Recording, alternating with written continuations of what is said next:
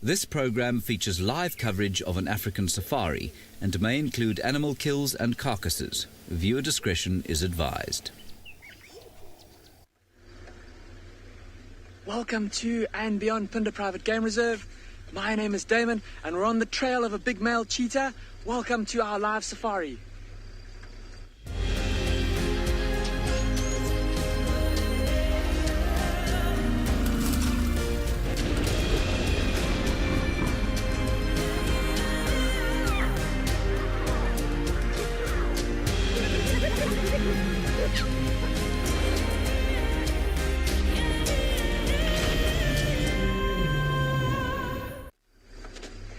Welcome back, everyone. Once again, my name is Damon, and behind the camera we have Marcel this afternoon. And as I said, we came out here this afternoon and we found a big male cheetah. One of those two brothers. Watch out for the branches here, everyone. One of the two brothers that we've been spending quite a bit of time with over the last few weeks. And it seems like he's lost his brother. He's calling incessantly. So it may be that his brother has gone off on a hunt without him, or that he's found a mate. But we're going to try and relocate him. We can hear him calling just off to our left here. Just a reminder that the first 45 minutes of this afternoon's game drive are dedicated to all the kiddies out there. So kids and parents, please send any questions through to kidsquestions@wildearth.tv. I can hear him still calling. I think he's just out here. He's just calling over here on the left. Here's the road. There he is, there he is, there he is.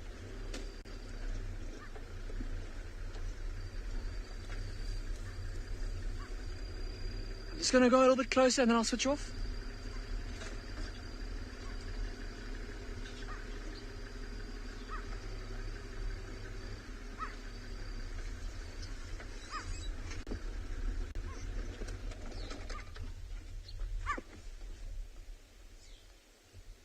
Listen to that sound he's making.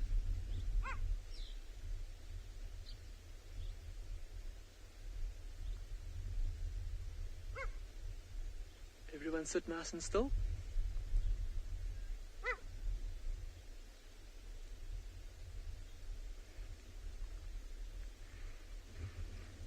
So like I said, he's somehow gotten separated from his brother. It might be that they chased some inyala through these thickets, and maybe his brother actually managed to catch an inyala and is busy killing it, maybe even eating it right now.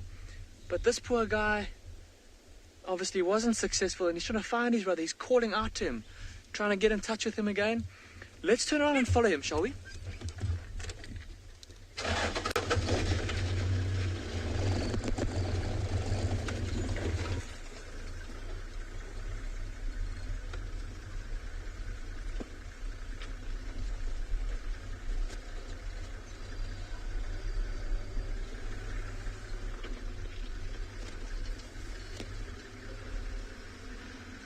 Just see his back in the long grass there.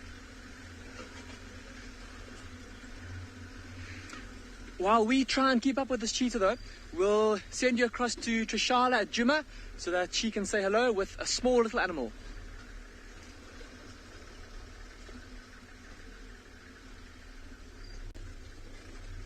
I do have a tiny little animal, and this is by far one of our best sightings with this tiny little animal.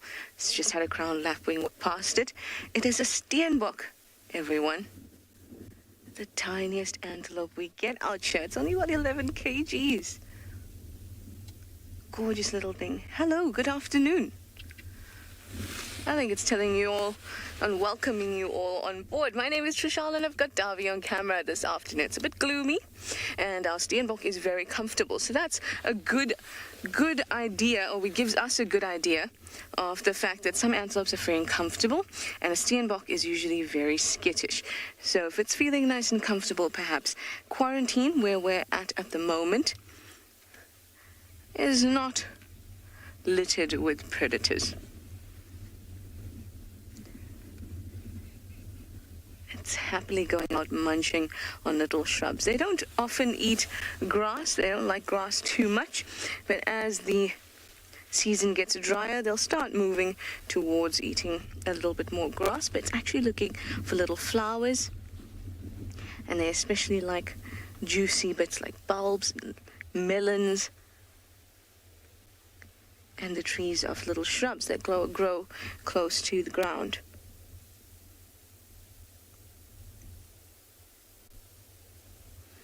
You'll sometimes see them even dig for bulbs.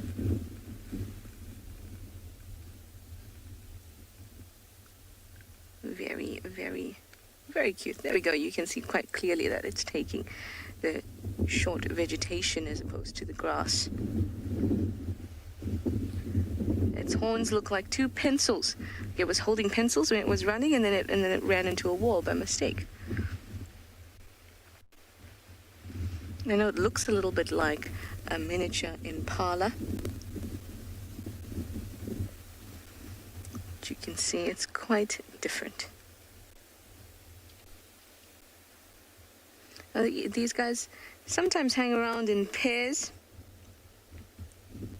especially if there's a female with a lamb, or they've been mating, but they are quite territorial. So the rest of the time, you'll find them quite solitary and not in herds like you may find other antelope. And that goes for males and females, unless there is mating or there's a little lamb around. You can hear that it's quite windy. Now, surprisingly, there aren't any other antelope around. Accommodating indeed, a very accommodating Steenbok. Since the show started, watching it, so it's been a very good treat. I can say that this is by far the longest sighting I have ever had with the Steenbok, especially looking that comfortable. It's still got its head up every now and then because it is windy, which means it's going to have to be a little bit extra vigilant, as it won't be able to hear the direction of a predator approaching or the smell. It'll kind of all get mixed up with the wind,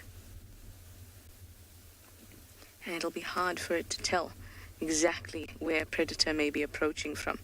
So it's a little extra vigilant. But these animals, having been solitary, are not as, or rather they have a better sense of when real danger is around than a herd animal does.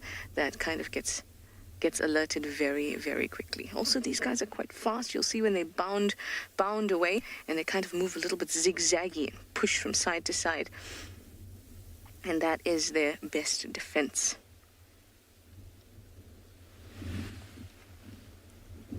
And off it's about to move behind that jackalberry. Very cool. Well, I'm going to go down towards the hyena den, especially now that we know that they are still there. So hopefully they'll be out and about and playing as they were this morning, because that was awesome. Absolutely awesome. I'm sure that you'll all be happy to see them, especially if you haven't seen them this morning.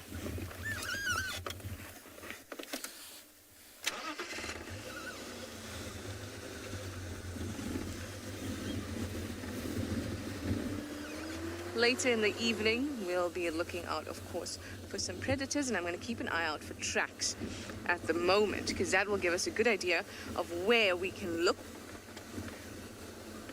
once it starts to get a little bit darker, where we can look for predators to emerge from.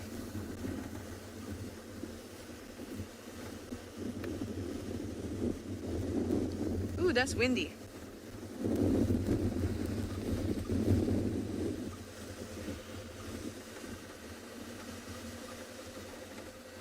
So this morning we had 3 hyenas, 3 adults at the hyena den. Dav is just showing you just how gloomy it is. Rain has been spitting most of the day. Well, there were 3 hyenas at the hyena den. It was Ntima, Sutu, and Ribbon. Ribbon's the mum, of course. And the 2 little ones were all over the place.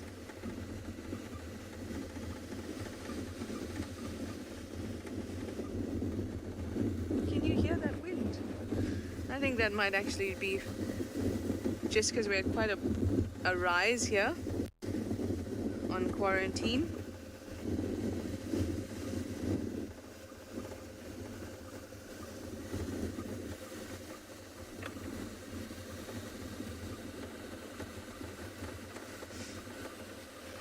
Well, we don't have a rain roof, so we're hoping that the weather holds.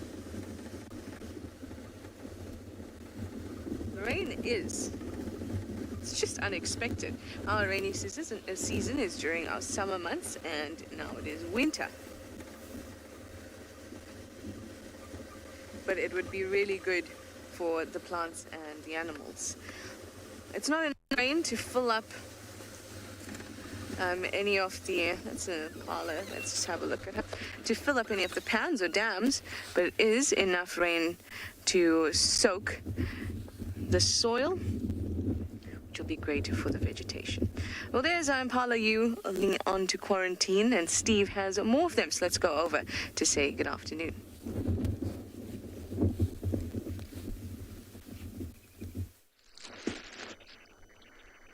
Thank you very much and good afternoon from a bachelor group of boys. Bachelors are always boys, actually, normally single boys. Here we have a lot of young male impala, a couple adults, and they've been hanging out with each other because the breeding season has ended, and now they've been hanging out together so as to pick up good condition. You see they're all a bit jumpy from each other. All the big guys are big and strong and always want to beat everybody else up. Hello, everybody. My name's Steve. I'm joined by BK on camera, and we're very excited to have you with us. As I'm sure you've been told to send through your questions, have a look at our little impalas once again. Now, there's some big boys in here, like that one on the right, and that one there. He's not fully mature, but there's one just on the road there, BK. Now, that guy on the right is a beautiful specimen. Beautiful specimen of horns. You see how the horns we call this shape lyrate. It looks like a lyre. You could put strings between there and strum it with a musical instrument. And he is a fully mature male, and it's doubtful. Well, it's possible that he tried for a territory this year or tried for the ladies this year and either was ousted or didn't quite cut the grade. But next year, he's a prime candidate. So by hanging out in these little bachelor groups, they can build up their strength, because by looking around and being on your own, there's a very good chance of something catching you and eating you. So when there's lots of animals around, you can feed much more and you've got more time to build your condition. Okay, well, from the eastern parts of South Africa, we're going to send you all the way over to the west, to the Kalahari with Dylan.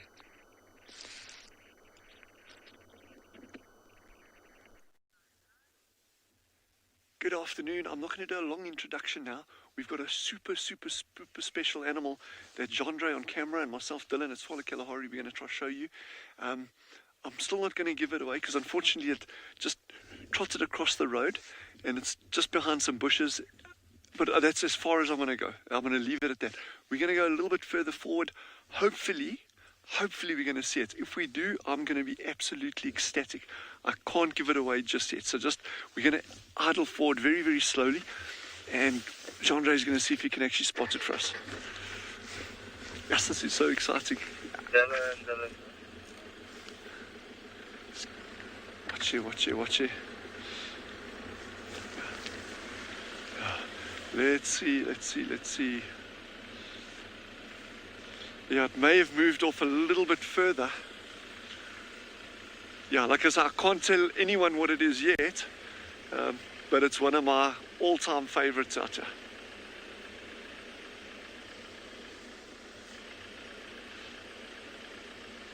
Okay, I think it seems to have moved off.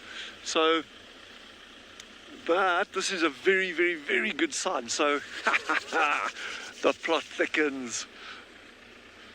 Yeah, we're just going to have to be patient and just keep on. We're going to keep trying. This is going to be an amazing afternoon. If what Jandre and I have planned actually works out, it's going to be pretty exceptional. Even if it doesn't work out, it's still going to be pretty exceptional. Because we're out here. And it's good having you all with, and feel free as always to ask questions. Give comments. And it's really nice. Yeah, there's a lot of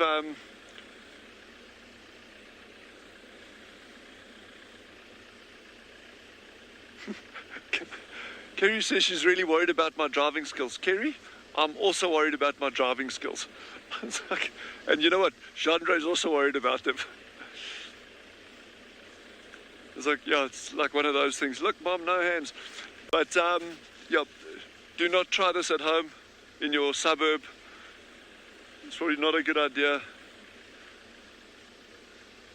We're just going along very, very, very slowly here. The reason I'm standing up, it just gives me a little bit of extra height to try see what we can find. Like I say, there's a particular thing that we're after this afternoon. And I can't give it away until we find one. But wow, this is magnificent out here. Very, very different to the other areas that we've been going through.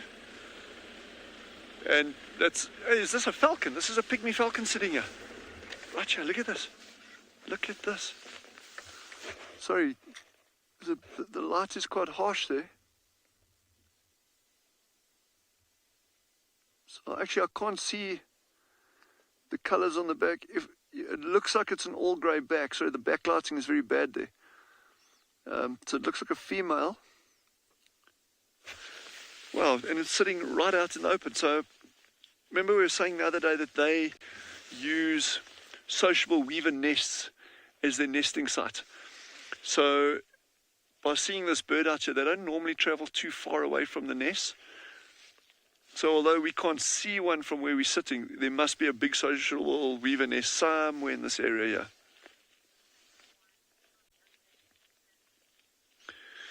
Vizzy has asked if this is the same one we saw the other day. No, it's not. It's the same species, pygmy falcons, but it's not the same individual. That, to give you some idea of the extent or the size of the area that we're covering here, that bird that we saw the other day, that other pygmy falcon, is about 15 kilometers away from where we are now. So it's quite a distance between the pairs. But he's sitting out now, he's hunting lizards. When you see them sitting out like this, they're just watching for prey items, and lizards constitute probably the majority of their prey items. And this is what I love about the bush. You go out there with the outdoors, you go out looking for a particular thing. You never know what you're going to come across. You can find anything. Yes, this is so cool. In this area, you'll see there's lots of grass out here.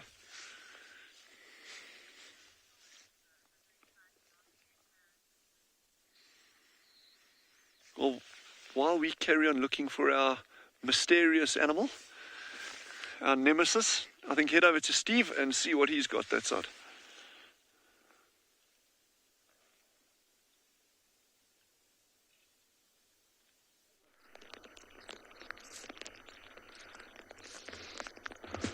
Thanks, Dylan. Well, I'm trying to find out where that herd of buffalo went from this morning. They were moving away from the dam in that direction. We've had a look, and they didn't go that direction. But here is some very fresh buffalo poo. Now, buffaloes are ruminants, so they'll go and they eat lots of grass, mainly grass, and they'll sit down and they'll chew, and they'll chew, and they'll chew. And this shows very, very fresh. This is what we call a cow pat, or a pat, and the food inside there has been very well digested. You can see that there's black on the outside, and on the inside is still quite green. Because in grass has got, inside this stuff over here, there is actually a tooth-wearing agent which is derived from the soil. It's a compound known as silica, and silica actually is something many animals avoid eating, because what it does, wears down your teeth.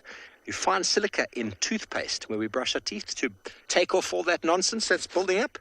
That's the silica that does that. Sorry, I heard a car. So when it oxidizes, which means gets into contact with the air, it goes darker in color. And the inside is quite green, but very well chopped up. So we're going to see if we can find these buffalo. But then I've also had an idea to look at a bit of digestive systems today and how animals drop their dung on the ground, the difference between them. Because I think it's quite interesting. For example, there's a bird dropping right over here, which I'm actually going to pick up because I'm not too scared to pick this one up. And there is a Franklin poo. Can you see it, BK? That is the poo of a francolin. Now, birds, frogs, snakes have only got one hole, the cloaca, where they poo and urinate out of. And that's why it's covered in white.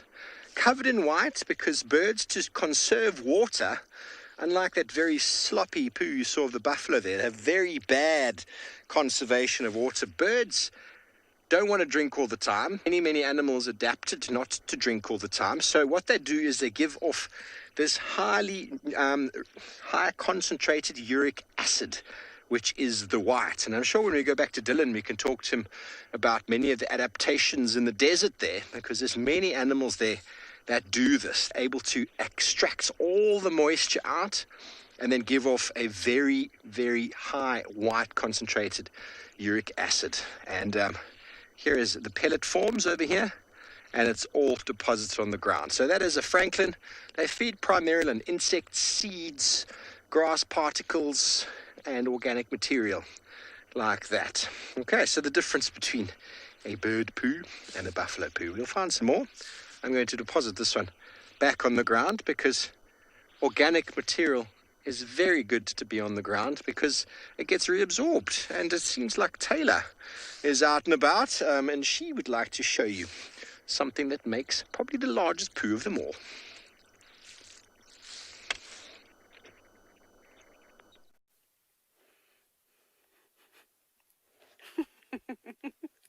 Yes, Steve, we have got elephants, and they do defecate in much bigger balls of dung than buffalo.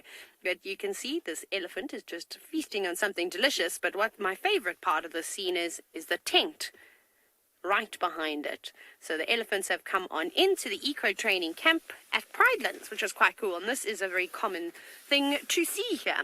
My name is Taylor, and on camera with me today is Gert, and like I said, it's awesome to be out here, even though I've got about 4 different jackets on today. Gert is in his sleeping bag. It's very cold, it's very windy, and it has been a little bit rainy, which is strange for this time of the year, but anyways. So we were watching a really big breeding herd of elephants. They came down to Ndlovu Dam to have a drink of water, and there were loads of little babies. It was actually one of my favorite herds that have come here. What are you looking for? Now, this elephant is not doing a handstand, even though it looks like it.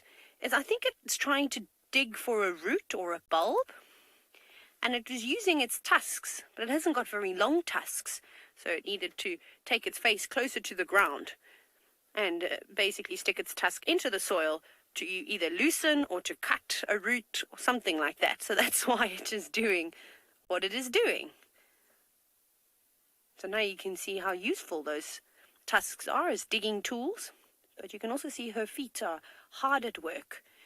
She was actually trying to kick open the ground and kick open the soil too.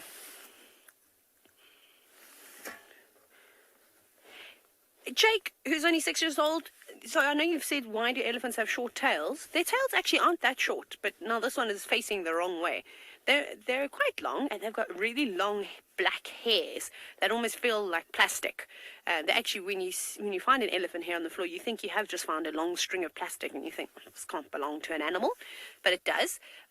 So I don't think that they're that short. Remember, if they were very long and they dragged on the floor, they'd probably get caught on all the thorns. Maybe another elephant would stand on that elephant's tail. It wouldn't be very nice. So it doesn't make much sense to have a tail that touches the ground. So it's not too far off of the ground, and every elephant's tail is a different length too, because of the amount of hair that they have on the end of their tails. But we'll have a look at that in a minute. I was wondering where the other elephants are, and every now and then I can see some ears flapping at the back. Oh no, there's a person. Someone's going back to their tent. You can see they're going to get a surprise that there are elephants around here, but everyone will be very cautious. But I think this is quite cool to see this behavior of elephants actually digging and using their tools. Someone marching along, going to their tent. So this is a normal affair here at the eco-training camp. You can see the elephant's like, who's sneaking up on me? He's not sneaking up on the elephant. Some of the tents just hug the drainage line, which is really quite cool. That's the vehicle that we use to go and fetch water every single day. and to top up the tanks so we can have showers and waters and camps. It's a very, very rustic camp. It's a really awesome experience to be out here. Literally have hyenas and lions and all sorts of amazing things coming right up to your tents at night, and sometimes elephants during the day.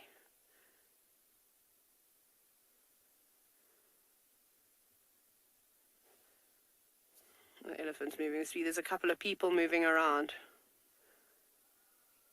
Yes, Rachel, it is a fantastic learning environment. Literally to have the animals on your doorstep. So probably about 20 minutes ago, all the elephants, like I said, had come down to have a drink. I think this might be the back of the herd, so we'll try catch up with the rest of them.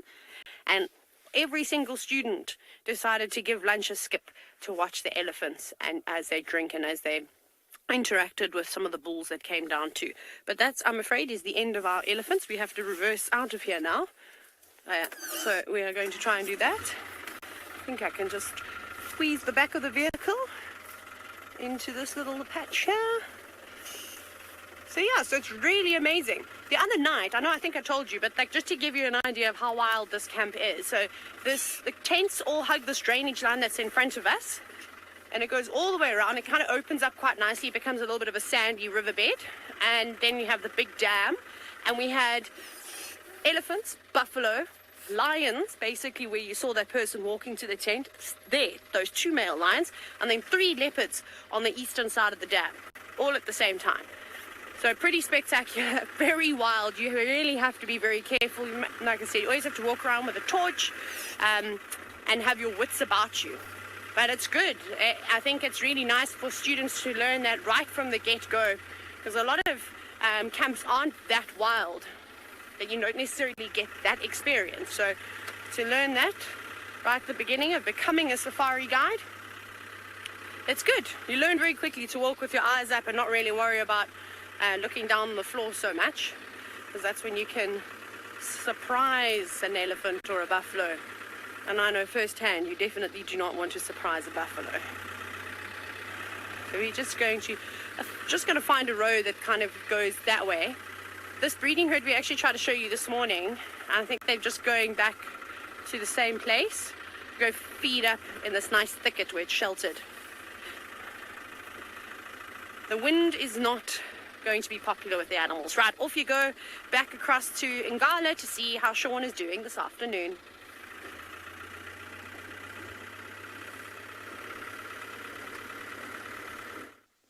Okay, good afternoon, everybody. Welcome to a rainy and very wet and beyond Ngala. So you can see today, we've got myself, Sean, and we've got the OD behind the camera. And we've got this wonderful herd of elephants that are currently having a drink. But if you have a look at them very carefully, you can see they look a little bit upset. You can see the ones at the back, they're sort of smelling around. They're all standing very, very close together, very clumped up like that. And that's because we actually came here looking for lions. Now we think the Birmingham Pride is on the other side of this waterhole, but we thought let's stop and have a look at these beautiful guys. If you look very carefully, just there you can see there's a baby one right on the right hand side of your screen. There's a little baby one that's facing us. 2 of them there actually. Now they're loving this weather. Nice and overcast, which means it's nice and cool. The rain is keeping them nice and cool. You can imagine being a 5-6 ton elephant, especially because you're grey. On a hot day you struggle, you get very hot, your body overheats, it's a bit of a struggle. Where today they can walk around, they can feed, they can be in the open, they can be in wherever they want to be, and it's fine weather-wise. The elephants and predators are the animals that enjoy this weather. Predators, because this weather makes it easier for them to hunt. And elephants, like I said, they can do what they want. It's easy to control their body temperatures, easy to walk around. And you got nothing to stress about. And it's quite a big family here. You might actually find that's what happened here, is there's maybe 3 or 4 different family units that have come together. So very often now in these sort of winter months, which are supposedly our drier months, but you wouldn't know that because it's currently raining. We see a number of smaller elephant families coming together. And then we see these big herds of 60, 70, 80 elephants together. And we look at those two just having a bit of a tussle. There they are, some of the bigger ones just pushing around. But it's very different to what we would get in our summer, where it's there's lots of water all over the reserve, so these elephants can break up into their smaller families because they all know where to find water. It's almost like now, as the rain's starting to come back, they're all finishing off.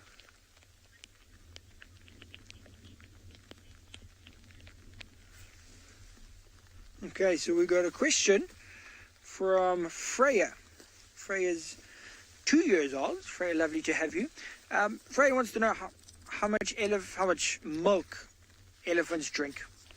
Now, they do drink milk, yes, quite a lot of it. You can imagine, as a baby elephant, you're trying to grow big and strong, and they suckle for a very long time. It's about 4 or 5 years that baby elephants will suckle from their mother. How much they suckle exactly at a time, I'm not sure. I'm trying to have a look in my book here, but I cannot find it. So I'll have to get back to you on that question. I'd imagine it's quite a lot of water. Quite a lot of milk. They drink close on 100 to 160 liters of water at a time.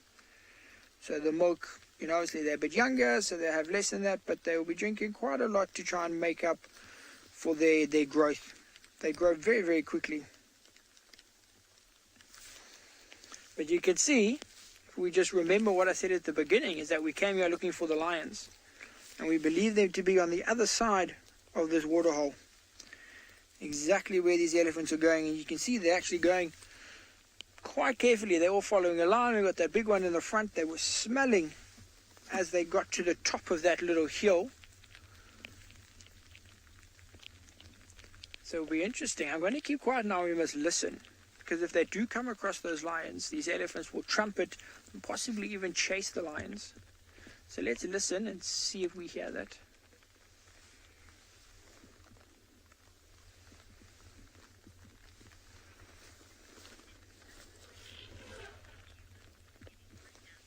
Okay, so did you hear that trumpet?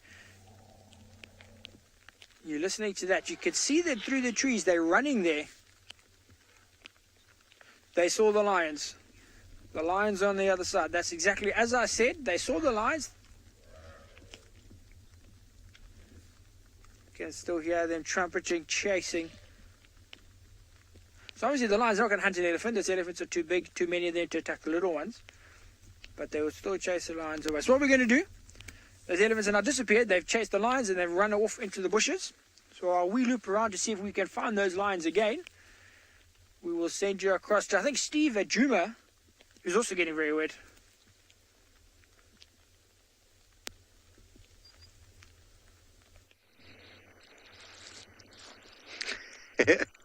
We are getting quite damp. It is getting quite wet out here, but that's all right. We found a couple of dung examples to run you through if you're excited about learning more about dung. Oh, Koki Franklin's calling. Okay, so it's very interesting about these little balls of dung is bear in mind all those I'm touching today with my hands are herbivore animals. Now, many of you out there might be quite grossed out about dung, but every animal has some form of dung, but we avoid touching predator scat with your hands. There's many viruses and worms and things that you can ingest. Bear in mind if you're going to play with these sort of dung as well, wash your hands before you eat something. I'm not too concerned about it. I play with dung all the time.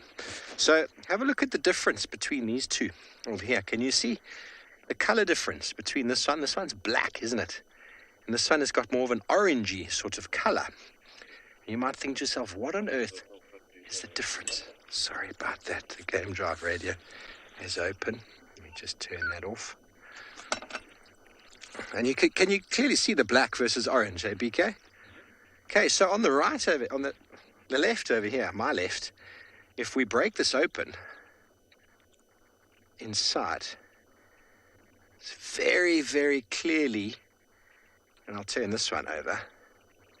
Okay, and you see the orange. Now over here, look at that. That's a big piece of bark.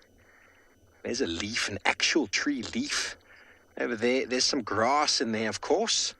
But this is for an elephant. Now, elephants and black rhino have got very similar looking dung. But the black rhino, they chop their little bits of branch at about 2 centimeters at a 45-degree angle. But the color is very similar. You won't find long strips of bark like this in a black rhino dung. And they actually bite it. And then here, the white rhino eats only grass. You can clearly see the difference on the inside there. So that is the grass on the inside. And because it's come out and got oxidized, can you see how nice and black it's gotten? And because the elephant has been eating trees and bark and roots and all that, there's a lot of tannin. And tannin has got a very nice, strong orange color. Leather is actually tanned using bark from trees to make it nice and soft and pliable. And tannin is something that plants give off. It's an anti-feedant. I know that's quite a big word, but in grass, silica is the anti-sort of feedant. Animals try to avoid eating because it wears down the teeth. Remember, the silica braids down the teeth. And tannin is something you find in trees, and it actually binds to protein. So an animal that fills its belly with a tannin-rich food can't digest it. Okay, so there's the difference between an elephant and a white rhino. You can clearly see the difference is quite enormous. And over here, we've got a little pellet of an impala, and they're a mixed feeder. I break it open. You can see inside there. Look at how well broken down this is inside. If you compare it to this white rhino, can you see the plant particles have been broken down to an enormous degree? And that is the rumination that they do. They sit down, they chew, they chew, they chew, they chew.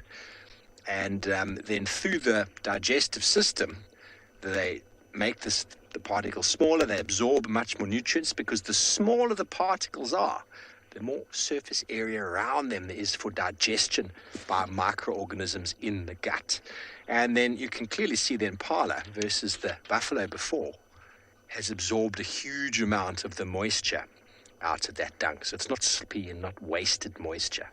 So the buffalo is not the most adapted animal when it comes to water conservation, and they use a lot of water every single day.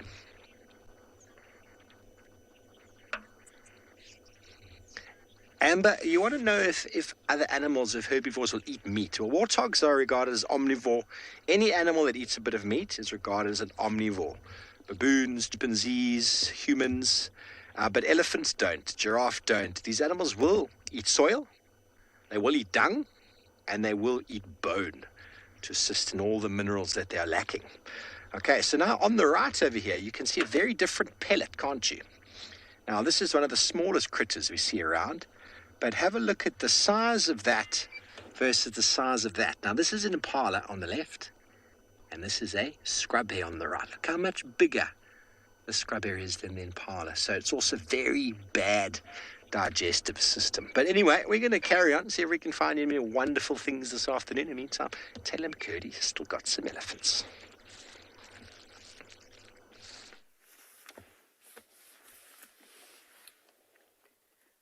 Now I know there are going to be many oohs and ahs as we watch this tiny little elephant.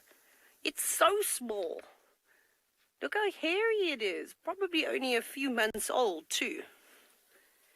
And it was feeling quite brave just now. It turned around and stomped in the road and tried to charge us. Where are you going?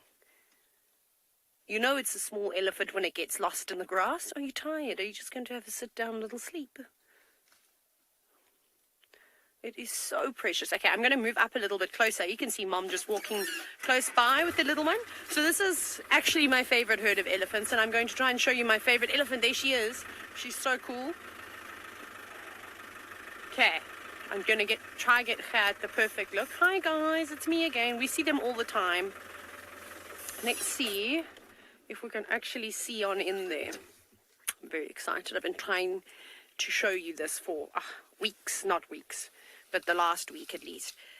This elephant must be one of the matriarchs, and I like to call her Alicia Keys because she has a big keyhole-shaped nick in her ear. So she's very easy to see. We've actually put this herd on screen for you a number of different times. There's lots of little babies in it, and they're very tolerant of the cars. So I enjoy seeing them. I also think that this is the same herd that has the young leucistic bull, but I'm just trying to find him. But it's difficult, as you can see, because where they've decided to come and feed, it's quite thick, but it also keeps them out of the wind. So they'll be much happier with that, because elephants can get very grumpy on windy days. Gert, would you like me to go up a little bit closer so you can see this elephant? There's one elephant that's just hiding here behind the bushes. I think it's the same digging elephant we were watching earlier. We shall watch it again now. Hi, girl. Looks like a young female. Very much into the roots today. Very down to earth, this elephant. I think I'm very funny. I apologize if you don't appreciate my dad jokes.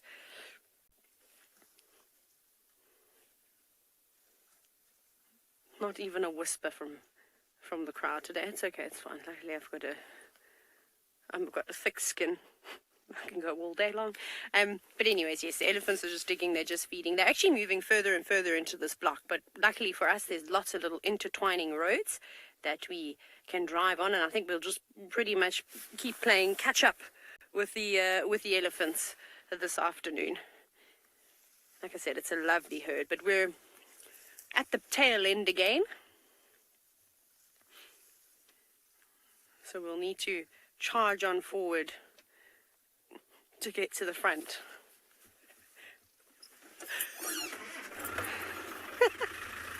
We're going to keep driving, and I am going to try and get to see the trunks of the elephant, or if we go across to Sean, who's tailing after a lion.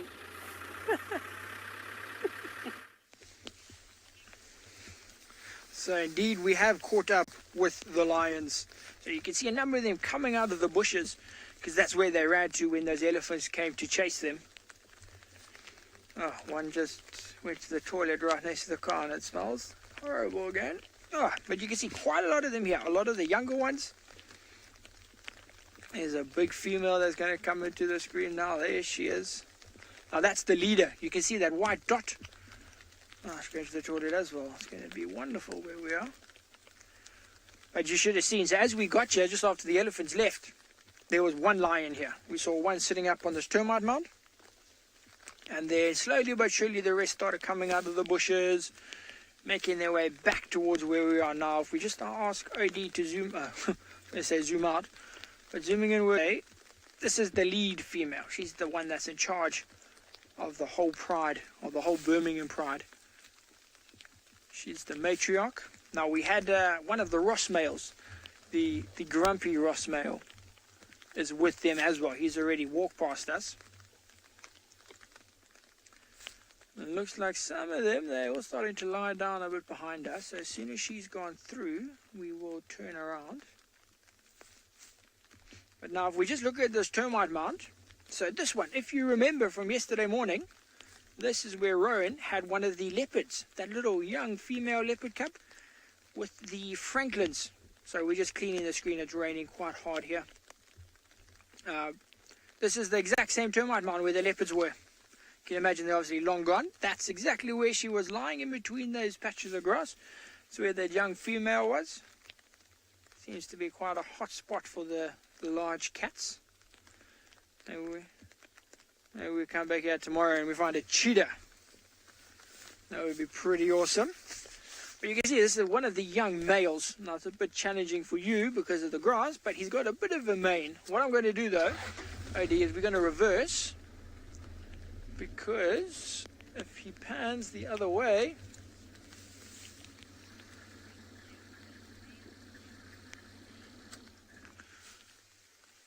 okay, so we've got a question from 9-year-old Will. Now Will wants to know why it's only the male lions that have manes here. So Will, here, the male lions, they have manes for two reasons. Firstly, to make themselves look sort of big and dominating and impressive, Will, so that they can find females. Females like the big dominating looking male lions. So, well, that's the first reason, and also, well, the male lions fight. So the mane does offer a little bit of protection around that sort of vulnerable neck, throat area where they fight, just to help them whatever little bit they can, Will. So those are the two main reasons. But I don't know if you were watching, Will. 5 days ago, I got asked a very similar question. Why the lionesses don't have manes. And then I got sent a whole bunch of articles about lionesses that have manes in Botswana.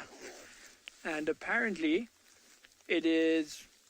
I read the article, and it's got to do with heightened levels of testosterone. It's quite a unique thing, Will. And what happened is these females developed manes, and they actually started exhibiting male behaviors. So they were fighting, they were scent marking, they were roaring. And it was actually quite an interesting article, Will. Maybe you get your parents to read it to you. A very interesting article. So thank you for everyone who sent those links and those articles to me on Instagram. It was, very enlightening, very cool. And those females actually look quite impressive. But you can see these lions, they didn't get very far. They just went to lay down over here. Maybe another 50, 60 meters past them is the waterhole. And I think a number of these other lions have actually gone down towards that waterhole. Now that the elephants are clear, they can actually go there and they are able to drink. But of course all the young ones are fighting.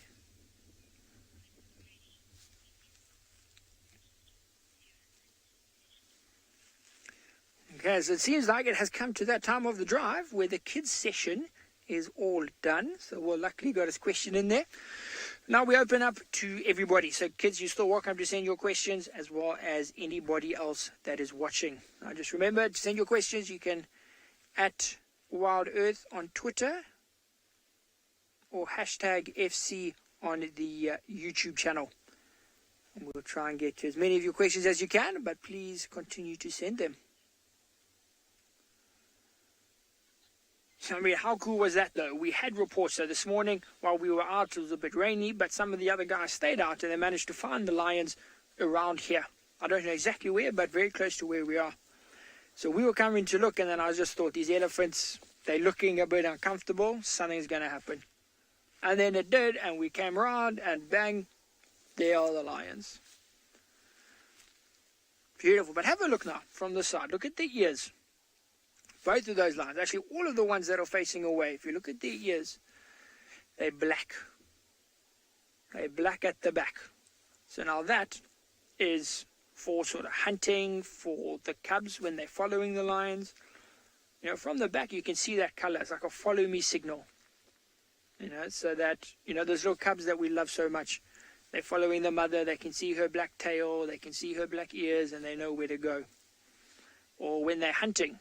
You know, you obviously they don't want to roar to each other when they're hunting. It'll give them away. So they look at each other's ears and body language. But now if that lion looks at us, you'll see there's no color. Got a pinky or black nose, but there's no evident black colors. You know, so if you are the wildebeest or the buffalo that they're hunting and you look at the lion, you're not going to see anything. But from behind, you can see it. It's very interesting. I mean, how can you see the one walking there, Eddie? So look at the one walking.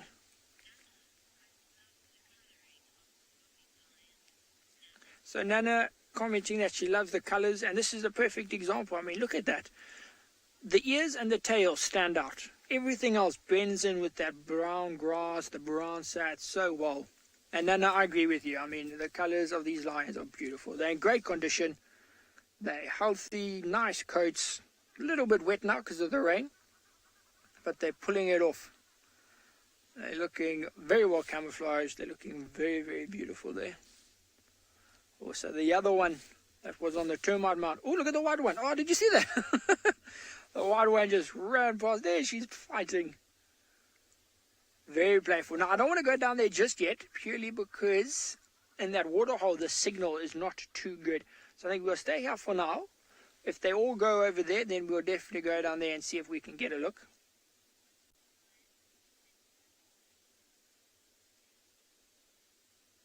Okay, so what we're going to do, we're going to sit here with our lazy lions. We're going to send you over to Juma with Trishala.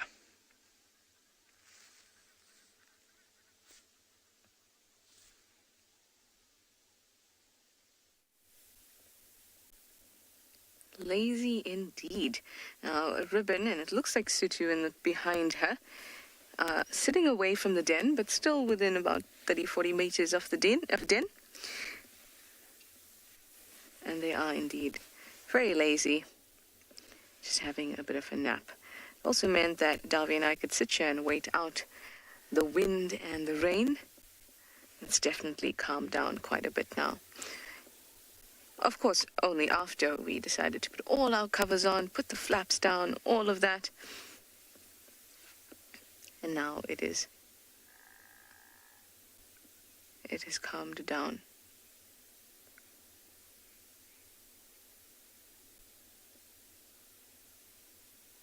Yeah, these guys knocked out cold. I'm hoping if we stick around here that Ribbon might go towards the actual den entrance and grab the cubs. Maybe they'll start playing and venturing further away from the den, especially since she's sitting further away from the den. It's also a good spot to listen out for alarm calls. Treehouse Dam is not far, it's just south of here. Quarantine is just north of here, and there's a bit of elevation. So it's a good spot to just listen out for alarm calls. So we're going to spend some time here.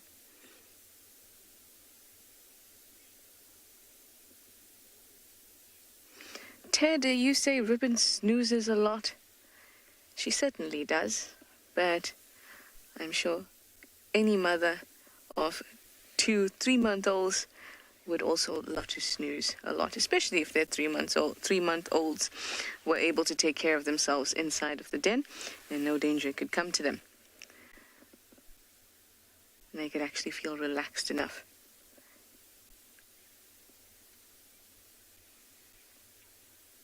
Just listening because I hear the occasional cub sound, that sort of high-pitched squeal, squittering that happens, but I'm not hearing it from this den.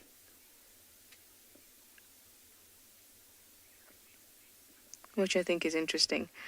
At one point I did suspect that Heart may be pregnant and she was coming around to this den.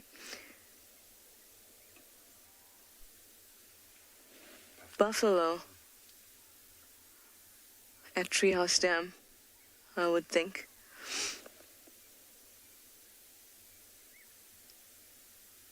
I think we should go and just check it out. It's just south of us here, Treehouse Dam, so we can have a look, see if we can find those buff. Getting the occasional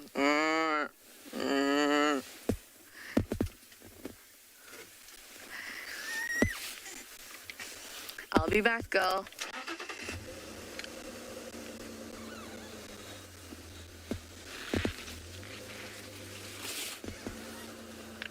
Excuse me.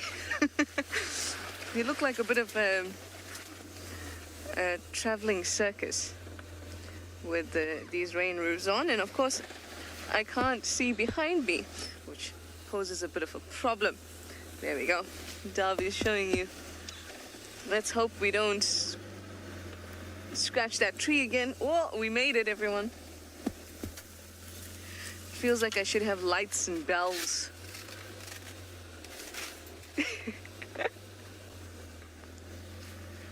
Sorry, Em, I only got part of that. Send it to Steve. Oh, send it to Steve. Let me send it to Steve. Let me send it.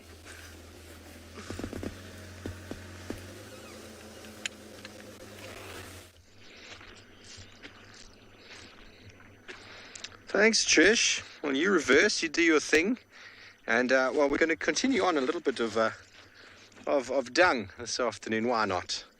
And here is a very characteristic sign. You might wonder what on earth's going on here, but it's all the way in the bush, all the way up here. This is a hippopotamus. Has walked, he's taken his bottom, all into the tree. And hippos do this to mark their territory, some people say, and also signboards and signposts to come to and from wherever it is they're coming from, is normally the water. Here's Chitwa down here, and they'll do this to and from. There's some wonderful stories about that, which we can get into, but I've got a little bit of hippo dung on the front there, which I can show you. Picked it up just before. And versus rhino dung, it's very similar, except rhino doesn't do that. No other animal does what the hippo does, and it looks like a whole bunch of straw. You see that hippo's got an even worse ability to chew the food than the rhino does. You see, it looks like huge sticks of straw in there. So when you do find hippo dung, it looks very much like white rhino. Sometimes they do fall asleep on the side of the road in a little culvert, and you'll find a few of these. Good afternoon. Sorry about my Cape Drive radio. It's always the same guy who's talking. Okay. Go round and round. And that's Trishala. Okay, so now the rest of the dung, what have we got here? We have got two that look very, very similar. Do you agree? Okay, so the one on the right, you see how black it is. The one on the left, it's kind of got blackish tinge to it, but for the most part, it's quite orange inside. And you see that. Okay, so now let's just break this one. Well, we'll leave that one. Stop squeaking. I break this. This is a little bit fresher than the others. But what's interesting to see about it is if I turn it sideways, show you the two here.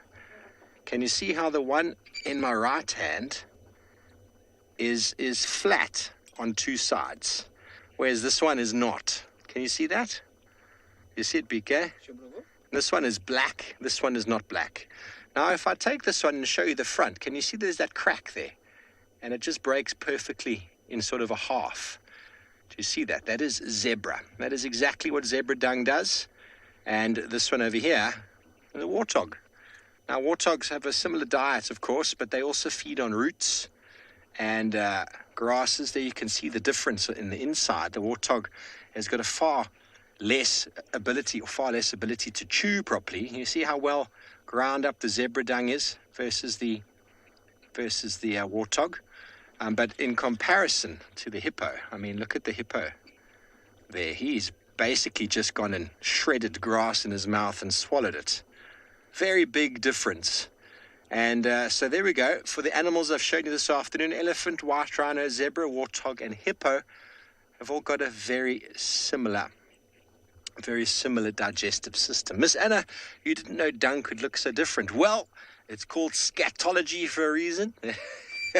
There's lots of different poo out there, and we've basically dealt with, although the hippo's got a bit of a strange digestive system, we've basically, apart from that impala, we've dealt with hindgut fermenters, which means they get all that grass into the stomach, goes past the stomach, and an enlarged cecum in the rear of the tummy. Lots of gas, lots of fermentation. That's where the digestion takes place. But before we get too deep into that, let's send you back over to Taylor McCurdy.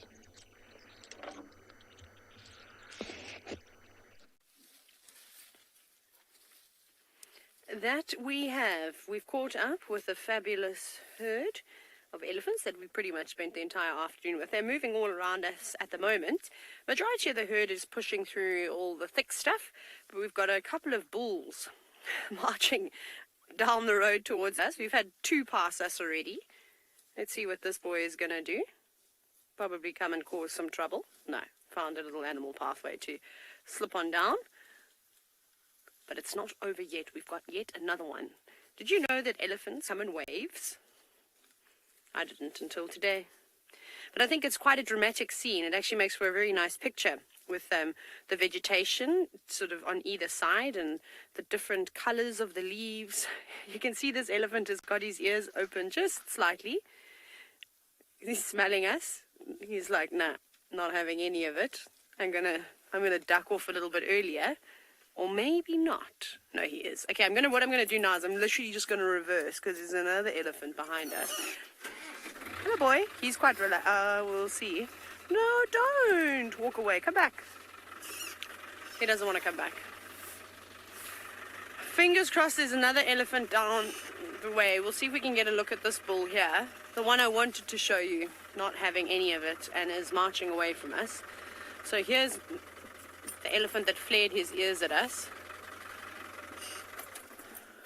So it's very normal for animals to be slightly jumpy in weather conditions like this afternoon, and particularly elephants. I'm surprised that they've actually allowed us to be with them in the herd at all. I thought that a big elephant cow would have said, right, off you go. And when elephant cow talks to me, I normally listen. So these young bulls that sort of tailing the edge of the herd, I'm not too worried about them. They're normally quite bossy and boisterous and trying to push their weight around. But, you know, we just sort of sit quietly and then they tolerate us. But he's settled now. Well, he's gobbling up something to eat.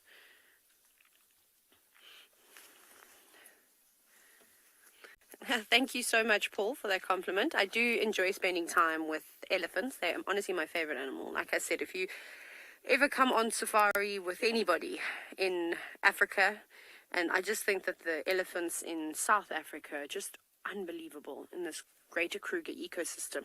They are so relaxed and they are very interactive as well. I know that sounds silly. When I say interactive, I don't mean like touching the cars or touching people, but just they come around the vehicles and they give you space, but they're so close as well. For example, my mom is absolutely terrified of elephants, and she doesn't, this is even too close for her, and we're probably about 15 meters away from this elephant, this young bull, and this would be way too close for her, and she gets uncomfortable and quite jumpy. So, you know, some people are very much the same, but you'll see, they come up and they're super chilled, and, you know me, I don't like to get too close, especially to the really big bulls. When they stand and tower right next to the car, that's a bit uncomfortable. But these young bulls are really entertaining. And then the sub-adult elephants too, when they come around the car and throw sticks at you, and it's all very playful. It's nothing really aggressive or anything like that. Right. But it seems as though it is all happening this afternoon on the Sunset Safari. Off you go back to Ngala. The lions are bounding about. So yes, guys, what happened? The lions came down to the waterhole, well, most of the little ones at least, and they were calling. There was a whole roar. So the lions that we saw were roaring, and the rest of the pride, which were further north, replied, and they were roaring back. And now you can see the big white male there, the one on the left. He just joined up. He came from further north here, and he just joined up with the rest of them. So you can see he's going to go to all the lions. They're all chasing him. They're all trying to play with him because he's been separated from them. I think for the day, the pride was broken up into two halves. One half being two females, one of them the mother of the young cubs, the young male, and the other Ross male were separated.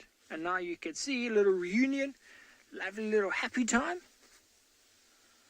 You can see they're all starting to gather here, and I've got a feeling that hopefully they're all going to come here and they're all going to start roaring. If OD zooms out a little bit, you will see there the other, so that's the dark man Ross male, the one that we saw just now. So he's scent marking there in the bush now. If you look carefully, he's going to lift up his tail, maybe spray a bit of urine into that bush. He's rubbing his face in there, just putting his scent there. You see, look at that, lifting the tail, scent marking. Territorial. This is a dominance thing, and I'm hoping that they're going to roar again just to call the rest of the pride that still hasn't come yet. Did you get that, Eddie? Yeah, Kerry, sorry, we got a bit of signal there. Kerry's saying she's loving this family gathering. It is so special. I mean, to see them all together when that white male came, and they all came together, they all joined up. Oh, look, he's saying hello to Dad there. Oh, see that? Grumpy male, trying to bite him gently. But Kerry, you're 100% right. These sort of gatherings are so awesome. It's so special to see. I mean, I was sitting here with OD, and I was like, OD, this is crazy. It's so cool. And it is. You know, because it's not often a pride, I guess they're generally together all the time. So to see them now sort of rejoining and saying hello to each other all over again is really awesome. I mean, what, we got two big females there, three big females. So there's two females missing, like I said, the Ross male, the young male, and then the two little cubs. And from the sounds of their roars, it's not far. Where I saw that young white male coming, maybe 200 meters at the most, I saw him appear.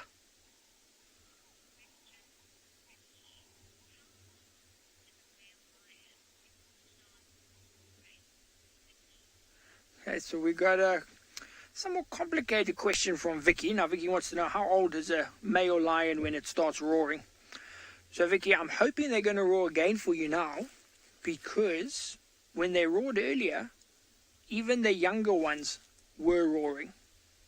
And these younger ones are about a year, 8 months, between a year 4 and a year 8 months. And they're already roaring. Now, they're not doing it very loudly, or they're just doing it because everyone else is. You know, they're trying to be cool and they're doing it because of everyone else. So, Vicky, in terms of a territorial roar, like that Ross male would do, then these lions, the males would need to be maybe 6, 7 years old to do a territorial roar. But even now, they're learning how, and they are making the noises. And I'm hoping you're all going to see today. We're going to sit here until they roar.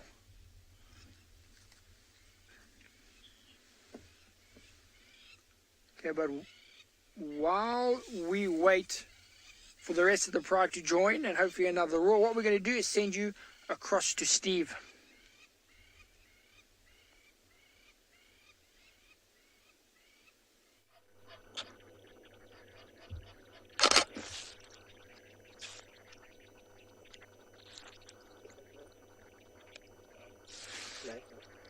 Well, we have found a wonderful fish eagle pair.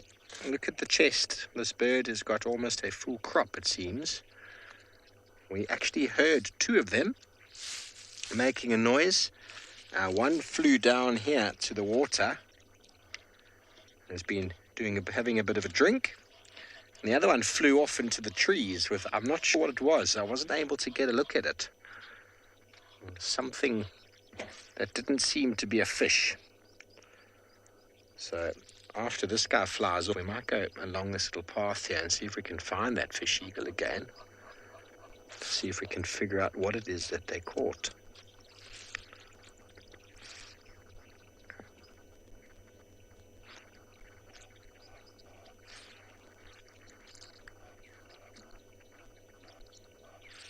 We are in Chitwa, everybody.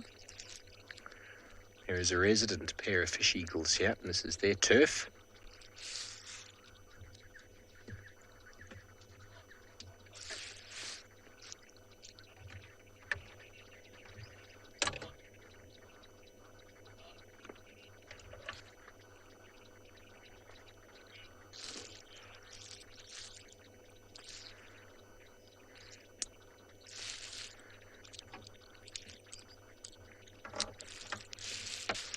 Sorry, everybody. I don't seem to be getting comms there. I need to just change my access.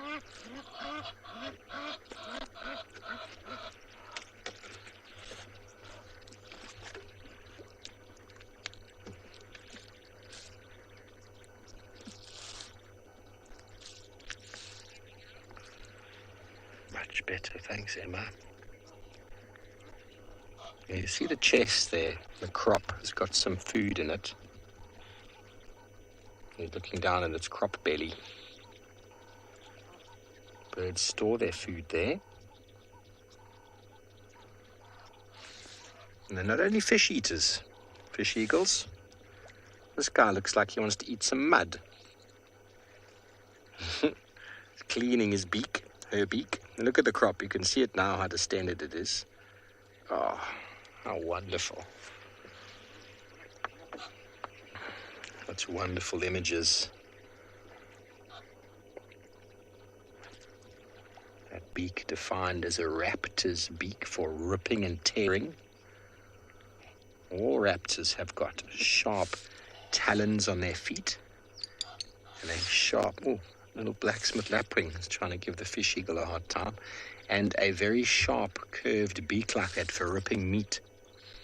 Raptors, obviously, their adaptation is to be able to hold things with the foot and to be able to rip it apart with the beak. Obviously, some organisms they're able to completely swallow whole, but they do eat lots of things bigger than bite size.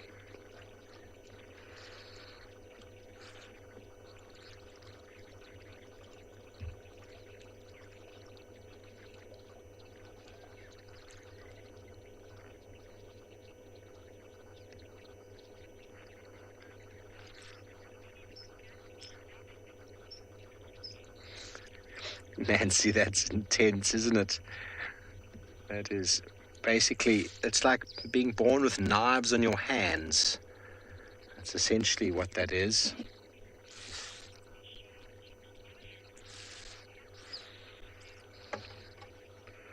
Okay, very good. Well, let's send you over to Sean, whose lions seem to be quite active.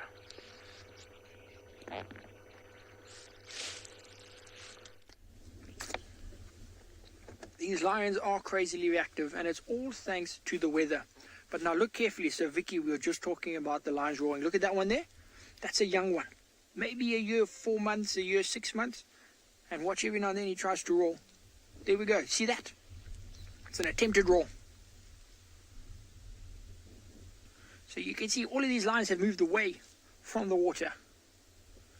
They all moved further to the right, further to the north. Well, look at those two stalking the young with the male, the Ross male. They're all heading straight for the Ross male. Probably not the wisest move on their behalf. He is the grumpy one. But look, he seems to be... Oh! Maybe he doesn't seem to be tolerating them. But they're also active. It's because of the weather. It's because of the cold. There's very dark clouds above us now. There's lots of little raindrops coming. And I think it's going to start raining again. So they can obviously sense this. These animals, they can just do those sorts of things. And they're starting to be a lot more active now with this weather coming. Now, it looks like some of them have eaten. Not all. Well, I think they're all fed. Oh, listen to the ones. Go to the front again there, OD. I'm going to keep quiet. Listen.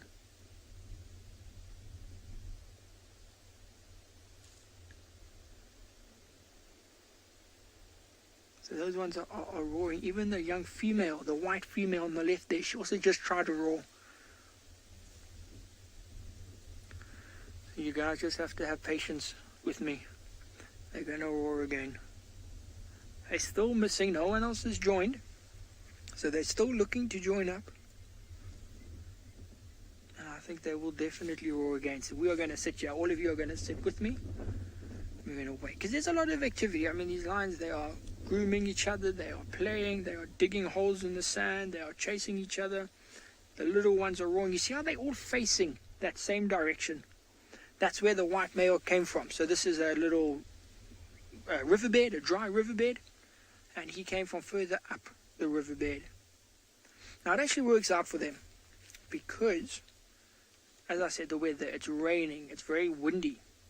So obviously sound, if you upwind and you're calling downwind, it will work. Look at that posture. Look at his head down. Crouching a bit. He's trying to stalk. He's trying to stalk, I think, his brother, the white male. I think he's seen him already. Oh, look at that posture. So this is all so important. We were discussing 5 days ago about behavior and playing and how important it is. And that stalking like that, this is how they learn. This is what he's going to do when he stalks buffalo, when he stalks wildebeest, zebra.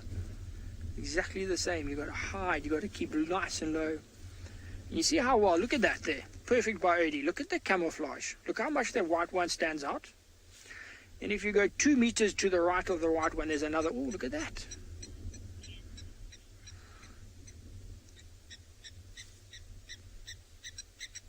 So playful.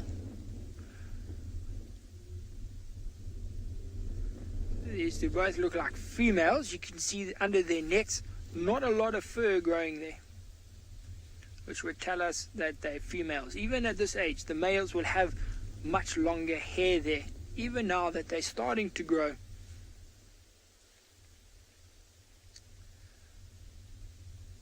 That one's, I think, rubbing on the log, the one at the back. There you can see, it's maybe smelling, so that's like a scratching post.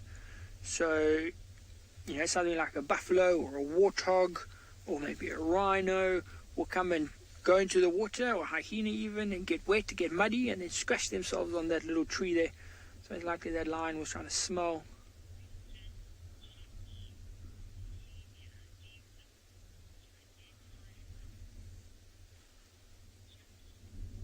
Okay, so we got a question from Jackie. Now, I think I heard most of it. She wanted to know, what sort of behavior do we look for to tell us it's a dominant male lion? I'm not sure it was a male or a female, but we'll do both, Jackie. So in a male, Okay. Okay, so Jackie's question was for a dominant lioness. What behaviors do we look for? Now, Jackie, there's not much. The one that we say here is the dominant one. She's the oldest one in the pride. The oldest female. It's her and her sister. And it just happens, she gets up and she walks.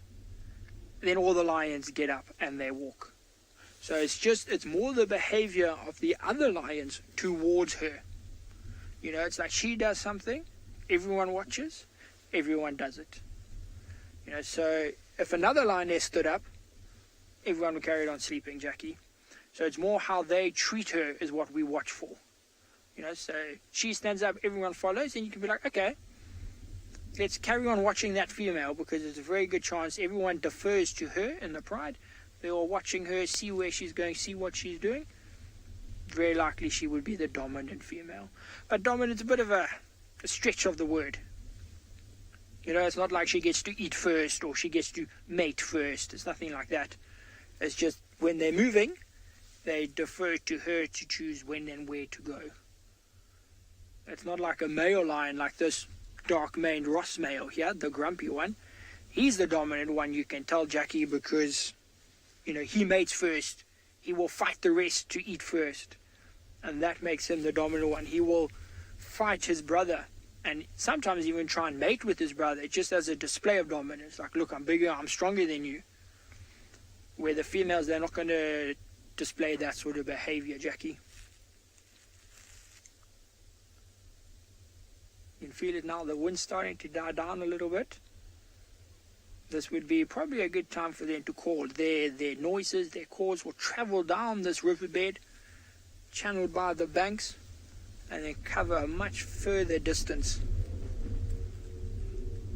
They're lucky because they are sort of upwind of the other half of the pride. Well, what we're missing, 1, 2, 3, 4, 5, 6 members of the pride. So we've got 12 here, and then there's 6 missing.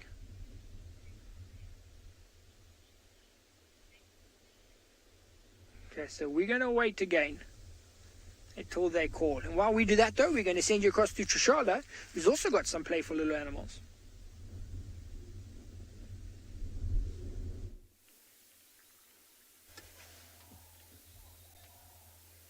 These 2 little ones have decided to poke their heads out.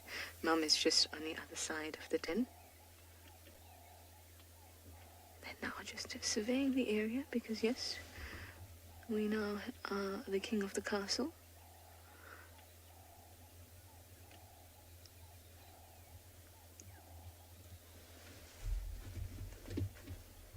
Now, I think that we have a male and a female.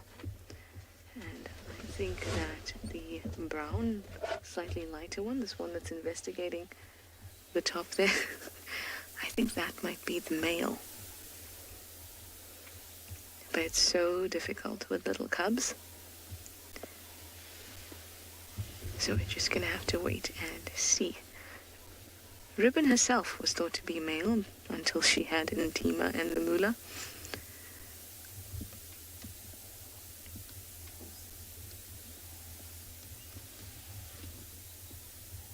This is quite interesting because Mum is not, and because she's on the other side of the mound, they can't actually see her, so they're being very brave. They can obviously smell her, but they're being very brave. You have something stuck to your face, little one.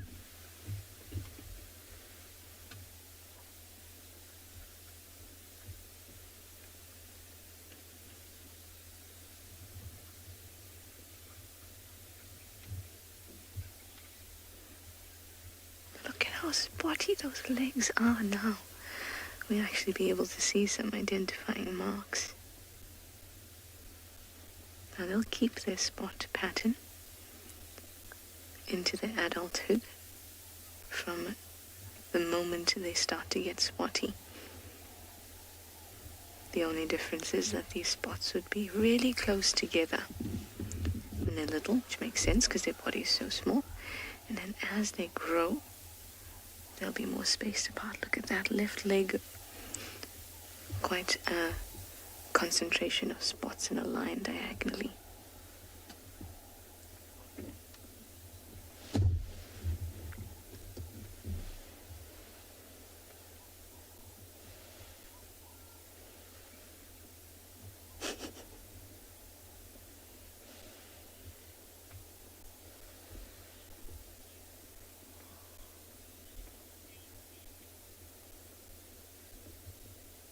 Hi, Yuzo.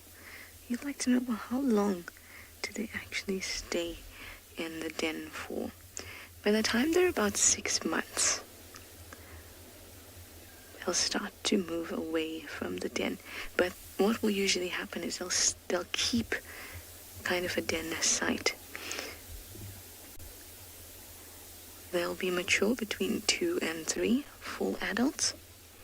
And as you would have seen with the last litter, like Sutu. Sutu's about a year now. A year and a bit. I think Sutu might have been born June last year. I must just double check, but I think it was. Oh, and Dylan has something exciting for you, so let's go over and see what it is.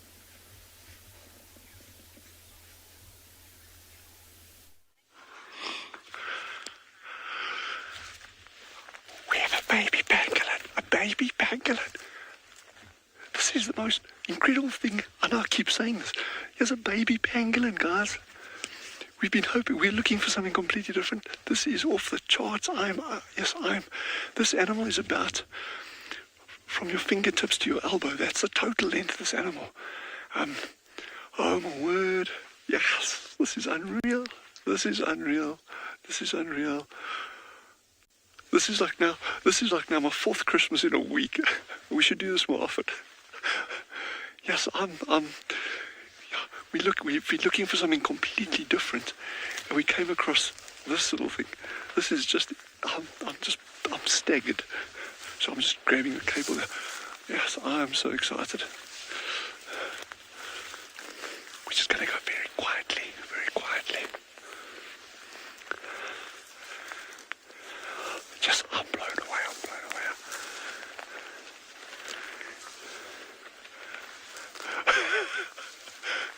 Boo, this is awesome. I'm just talking very softly. So these little ones, I'm just going to see if I can go see if it's actually gone down a burrow. The little ones get left by themselves while the mother goes out foraging. So the mother could be kilometers away. This little one will go, but they forage for very, very short periods of time, and then they go down, and they can. Okay, the other guys have got elephant lion being chased by elephants. So head over there quickly.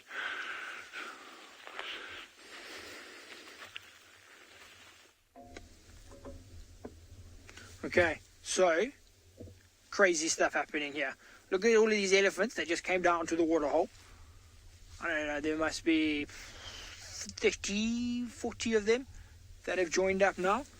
And of course they sort of chased the lions. So the lions heard them coming. These elephants were trumpeting the whole way down. Now the lions are moving down and around us. I think they're actually trying to use us as a bit of cover. But as long as the elephants stay on that side and we stay here, we're all good for now. So you can see out there, that's where the Ross male and 2 of the females have gone. Now those elephants, they can smell that there's lions here. They're all actually facing the other direction. I'm not sure why they're facing the other way, but they're facing the other way. It could be that they encountered the other lions on their way here and chased them. But we heard a bit of trumpeting, but I didn't see any actual lions moving.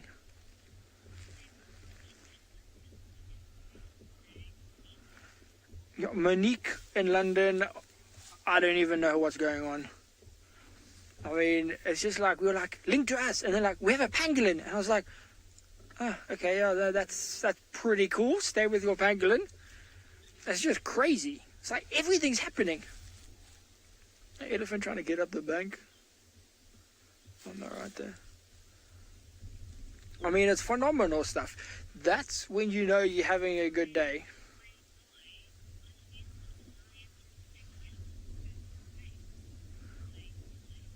Moinoi, 100%. You are very correct. So Moinoi is saying that lions will respect elephants' personal space. Definitely. Now, a lot of people say, ooh, lions, king of the bush, king of the jungle, all of that. It's not really. Elephants are definitely the kings. Elephants don't run away from anything. One of these elephants could walk right here in front of the car and chase all of these lions away. lions will run very fast. Where the elephants, they are pretty safe. Nothing's going to do anything to them. So my eyes will just have a look there where that white one's going. It's like those two are trying to dig something up. Maybe a little worm, a millipede or something like that that's trying to hide in the little crevice.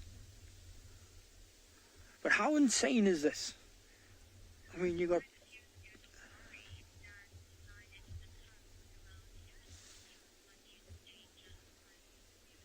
Okay, so it sounds like we're getting a few comments from you guys saying you're a bit worried because that lioness with the cubs, I said, was close by. So yes, but from what I understand, the elephants came from the left-hand side. Okay, I saw them coming from a distance, but they were coming from the left, where the female with the cubs was more directly in front of us, so more over the top of the car.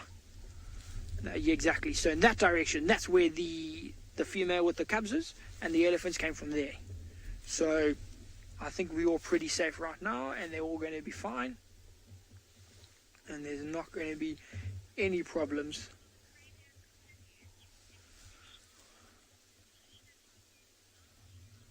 Okay, so while we continue to just be amazed by the wildlife, we're going to send you across to Trishala, who's being amazed by the hyenas.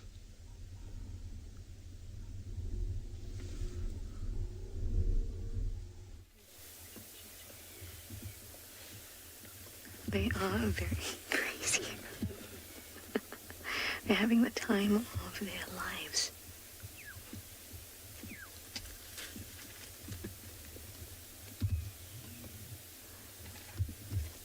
Now let me just correct myself. Sudu was born in about December 2018, Jan of last year, sometime between then. Getting back to that question about when they'll leave the den. And it wasn't about between June and September last year that we stopped seeing them at a den. The lines were a little bit blurred because we had a kind of a succession. Corky, Pretty, June, and Ribbon had cubs a couple months apart. But there comes a point when they're too large for the den. And once they become big like that, around 6 months to 8 months, they'll actually start digging the hole themselves. So when they're little like this, Mum will find an existing hole, put them in,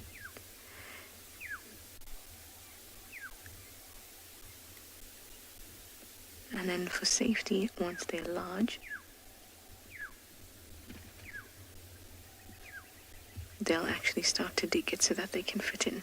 Remember, these dens are dug in a way that adults are not able to get in.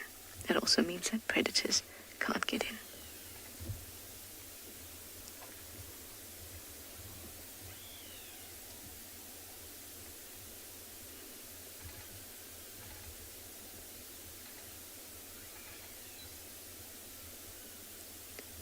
While they were fighting, they both had their penis and pseudopenis erect, and I was able to see quite well. Carrie, you say you love their coloring at the moment? I do too. And I especially love how we didn't see them for a few days, and it's starting to change so much.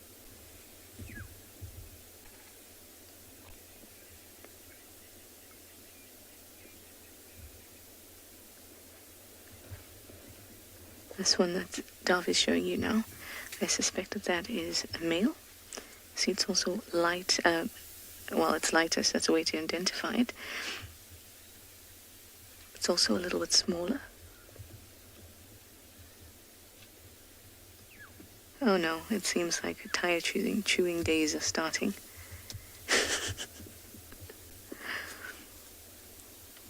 And the darker one, that's near the mouth, that one looks to be female.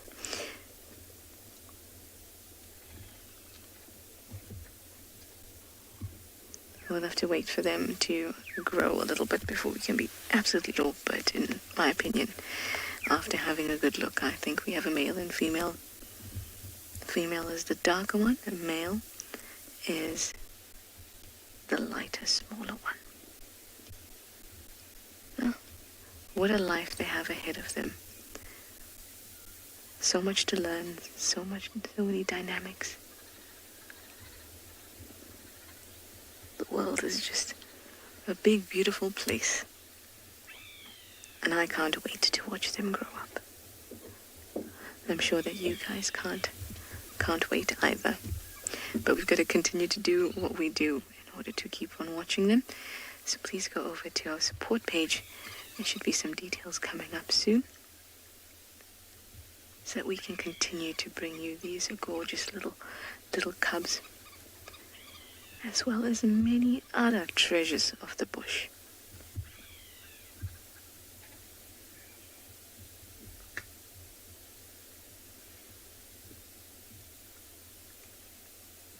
No offense to Ribbon, but it is nice to have a view of them without her obstructing it.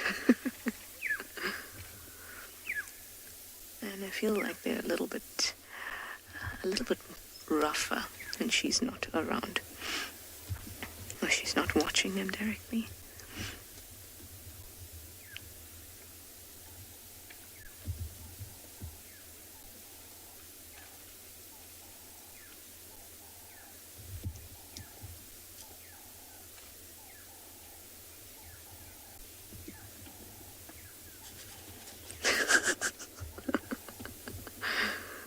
Oh, they're so unpredictable. I love it. So much energy. Anyway, let me send you over to Shauna, Dan, Beyonce, and Gala, whose lions are also roughhousing.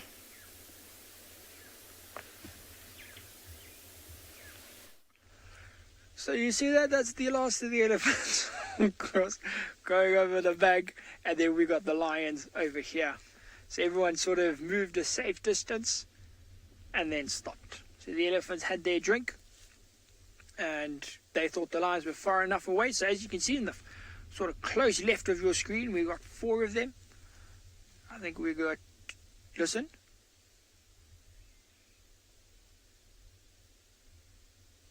Did you see how this female here lifted up her head? The one in the center of your screens there lifted up her head. Listen, there's lions calling.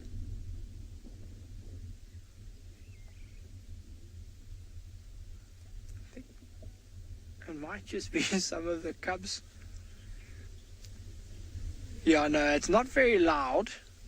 I think it might actually just be some of those cubs down there just playing tomfoolery. Because if they all had to roar in terms of the rest of the ones that we're missing. So just look at all these males here, Odie, the adults. So you can see now a number of these adults, even the Ross male, they got their head up, they're looking. They're listening. Now, I think they can also hear some of these cubs calling, and they thought maybe it was the other lions. But if the other lions were calling, these ones would reply. It would be very, very loud. You would all hear it, even all the way in London. Very, very loud. But I think for now it was just those youngsters just playing around, just practicing. But you never know, it might instigate the adults to then do it themselves. Though they look like they're being a little bit lazy now. You can just see, it's like, you know, when I was growing up, we'd go away with other families and all the parents would sit on one side and all the kids on the other.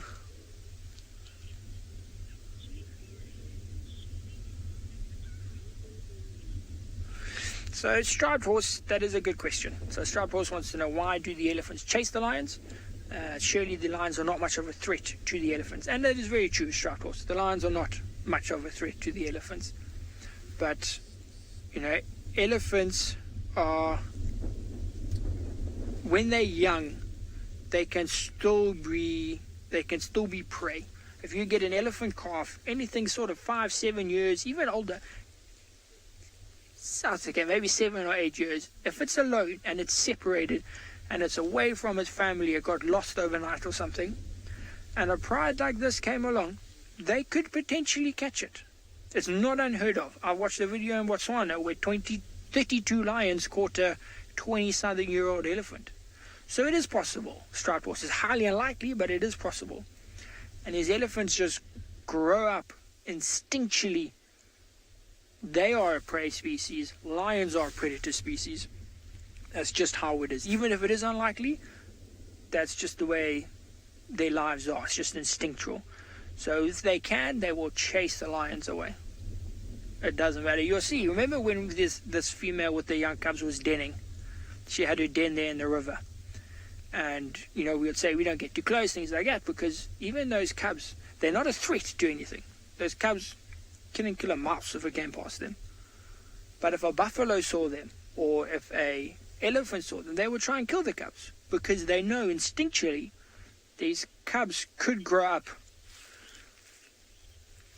These cubs could grow up to then kill the buffalo, or kill another elephant. So it's just an instinctual thing, striped horse, to chase predators if you can. But on the subject of little cubs, it sounds like Trishala's little hyena cubs are still playing around quite a lot. So while we wait, we'll send you over there.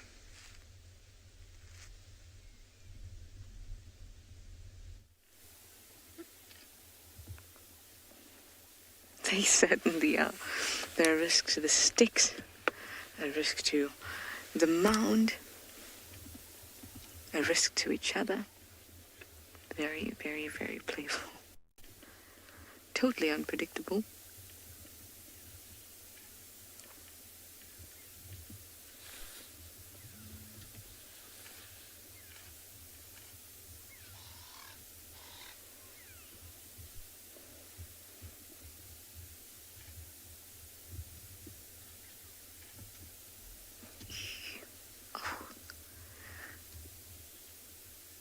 Getting the skin on the face is definitely not pleasant.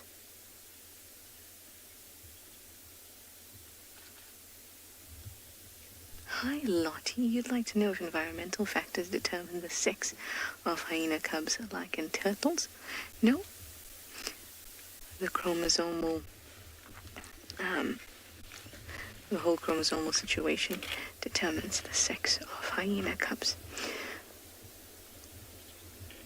So XX female, XY male. I know it may seem very ambiguous, especially with their genitalia being so similar.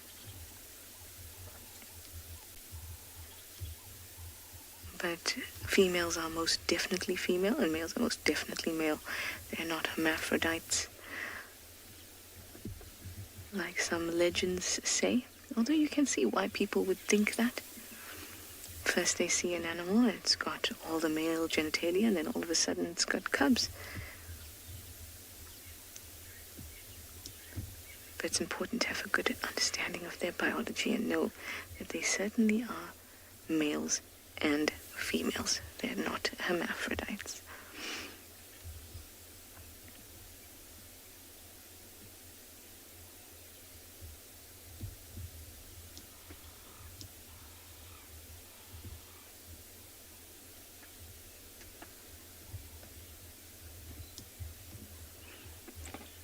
Too cute. We've been having an awesome drive today. So Steve has a lone hyena, Juma clan boy, I think. Let's go over and see who it is.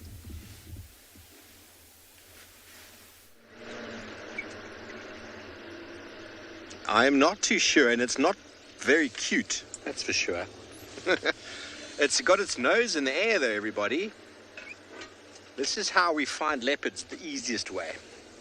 The easiest way is actually when Shadulu comes to us in the morning and walks right past us while we're having a coffee. That's the easiest way. But then the second easiest way is a hyena that leads you to them. Watch out, DK. It's a hyena that picks up the scent.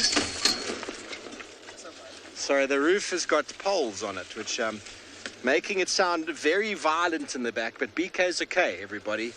He's still alive. It sounded a little bit hectic there, but it was okay. I promise. So we're just going to follow this guy a little bit. I don't know who this hyena is. The ambient mic makes it sound very, very dangerous, and it's okay. BK, you're right, eh? Give everybody a thumb up. Come on, tell them you're right. There he goes. See, he's still got his left arm. He's fine. Okay, so I'm just going to follow because the hyena's got his nose to the ground. It walked across the airstrip there. We're still on Chitwa, and I found Thalamba and Tingana a number of times with this exact strategy. And this is the area where Kuchava, who's one of Tandi's previous cubs, she's a fully grown, fully mature leopard with a one cub at the moment, one cub. And Kuchava means the scared one, although she's not actually scared. She's very beautiful. And if you haven't met her before, she resembles Tandi enormously.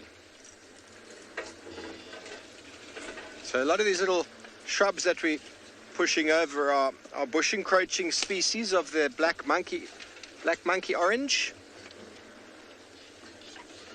They are very invasive here.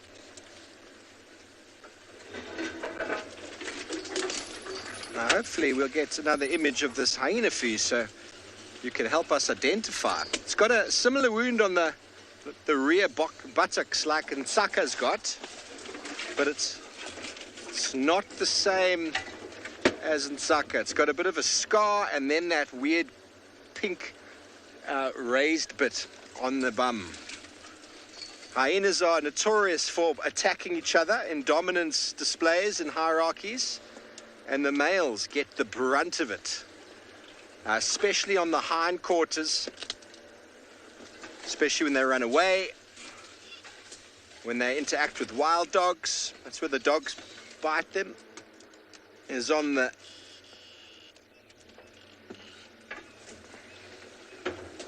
bum.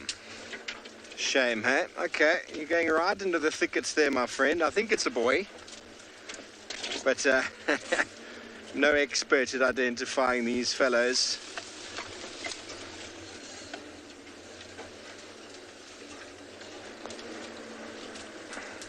Can you even see him, BK? Or is everyone just watching the lovely back of my head?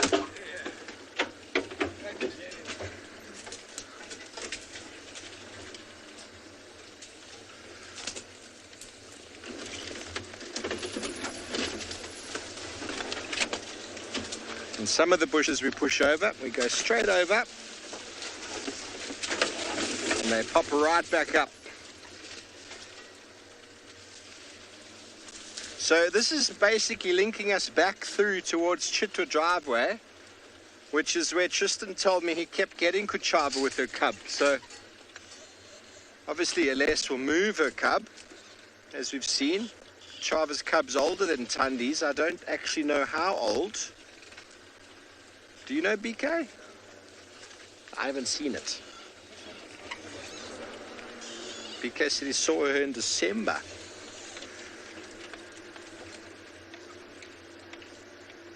This could pay off well. Hyena, although it hasn't been on the camera, has stopped a few times to do the typical nose in the air kind of thing.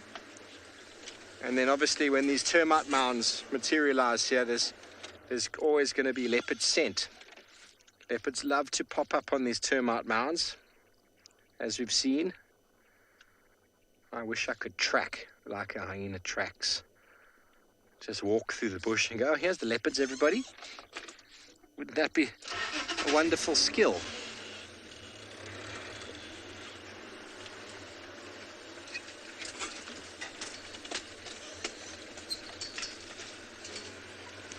Okay, well, Sean has already got some cats, so while we keep up with this fellow, let's send you back over to him and his lions.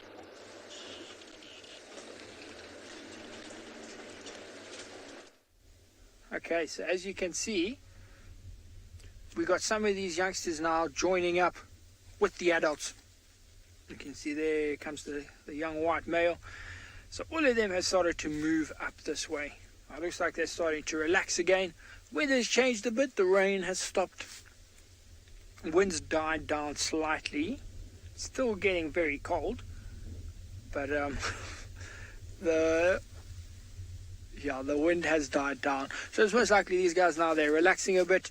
I don't know if I mentioned it earlier, but it looks like some of them have eaten. Now you can see, especially on the younger ones, some of them have quite full stomachs. And whatever they ate, I don't think it was anything big. They maybe had something like a wildebeest or a kudu. That was enough to sort of sate everybody, but not enough to make them all fat looking. But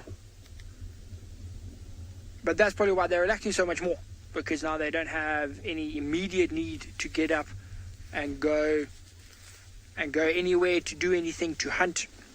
You know, I'm still assuming that they will roar again, because the pride hasn't joined up. The other ones are still missing. I haven't heard any more calling since the last time, and no more lions have come. So I'm hoping that they are still going to roar a little bit later.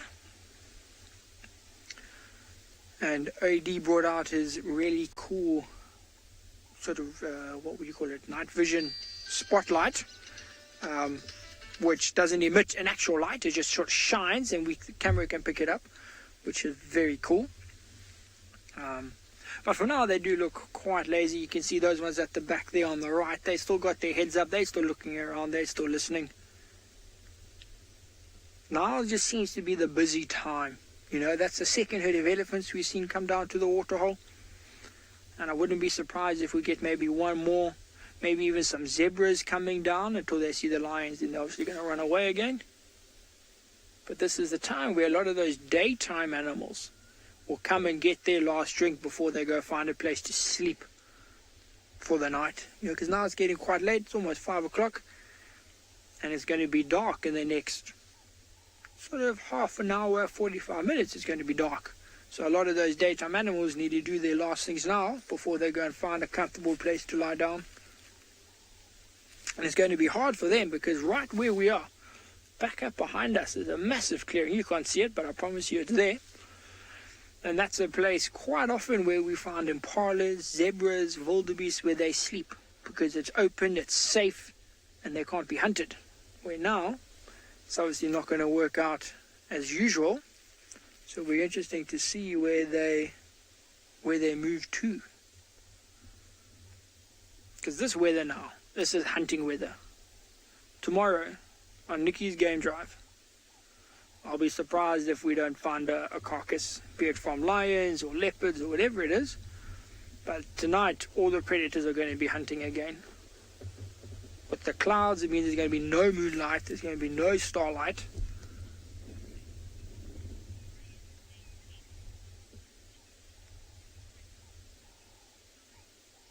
Okay, so we've got a question from Torek, wanting to know if the lions will sort of maintain their bonds, and will those bonds help them when they hunt. And Torek, definitely. You saw, as that young white male joined up with the pride, he sort of played with a number of them, bumped heads, they chased him. And it's playing, but it's a greeting as well. They will greet each other, and that will reaffirm those bonds. And those bonds definitely then relate back into the hunting. Because now the better you know someone, you know, look, your friends, Tarek, you look at your friends that you've been friends with for many, many years. And you can look at them and you can know what they're thinking or what they're going to do. And these lions are exactly the same. They've got these strong social bonds, and one lioness can look at another one and they know, okay, she's going to go that way, I'm going to go this way. And that's exactly what the hunting is. Hunting is, it's vital to be as quiet as possible. So you just want to be able to look at each other and say, this is what's happening. And these social bonds. And I watch this one, he'll probably bump heads with somebody. Is he going to walk past? There we go. So he's bumping heads with the Ross males, a brave call. But even something as small as that, Tarek, is reaffirming the social bond between them. And now they're not going to hunt together, but it's still important. Now you can see that one's a young male. He got a bit of a beard. Well, so you see a number of heads coming up now. So the rain is back. We're getting quite a few.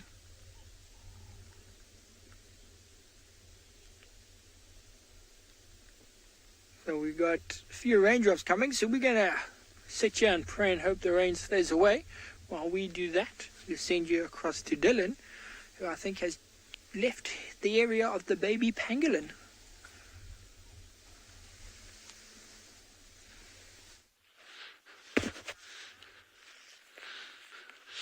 I'm still grinning like an idiot here. It's we set out this afternoon with a kind of like idea of what I would like to have got, to share with you, and we got something completely different. I was, in this area that we're in, it's always good to see pangolins. It's a good area for them, but they're still super thin on the ground. So the little animal, and I still won't tell you what it is, but I think some of you might have already guessed it by now. We haven't seen any further sign of them, but we onto it. But then here, these pangolin tracks crossing the road. It was an adult, so we sort of followed it in there, and and get to the burrow, and okay, well, mother's gone. Yeah, but there's little tracks. So we decided, okay, well, instead of trying to follow up and go walking around, let's just sit quietly. And the little one was actually out when we got there, and that's what blew my mind, because we had a careful look around, didn't see anything, and next thing, ding, ding, ding, ding, ding, and I must say, my heart skipped a beat there, because I was so worried that, that animal must have been 1.5 meters from the burrow, 2 meters from the burrow when we saw it, and I was just like, please, Jandre, get the shot, and Master Jandre there, he pulled that one off, so I'm really glad we saw that. That animal's probably, when I say it's a pup, it's still small, probably about 8 months, give or take. So Tom has just asked, how many youngsters can a pangolin have at once? One is the absolute norm. I don't even know, and I can check with Wendy Penena, our pangolin researcher. She's been doing amazing work on pangolins. She's actually just in the process of tying up a PhD now, and I can check with her if any recorded cases are known of more than one, like twins. But to my knowledge, it'll only be one pup, and they are called pups, by the way. That's the term for them. I'm just like blown away. This is just like, yes, no, this is amazing, and I'm actually quite speechless now. I don't know what to say, but so we're very lucky to have found that, and I'm just like still grinning like a total. But it's good. It's we're gonna carry on now to see if we can find other nemesis for you. But if we get that, then it's just going to be like the icing on the cake. Anything now is going to be a complete bonus, even if it's a bird or even a tree is a bonus. But at least our colleagues have also been getting some amazing sightings this afternoon, so I'm very pleased. Pangolins anytime are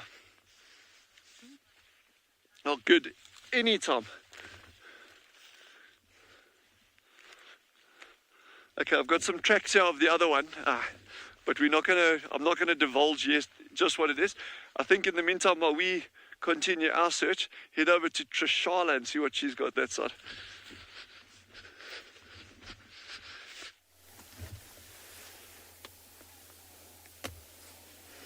I have, but so have you, Dil. You've had an awesome afternoon. I heard that you were speechless at the baby pangolin. I don't think I've ever met Dylan speechless, so it must be intense. Well, as you can see, here is a den entrance with nothing at it, and that's because little cubs have run inside. Mum and Sutu are still all the way on that side. They're obstructed by the tree, but they're just at the base of the tree there. You can just see them. There we go. So I thought I might sit. Oh, did you see the camera? Hi, Ribs. Just showed us her face. Very sweet. So I thought I would maybe sit here for another 5 minutes and see if the cubs do come out again. And if they don't, then we'll just move on and see what else there is around.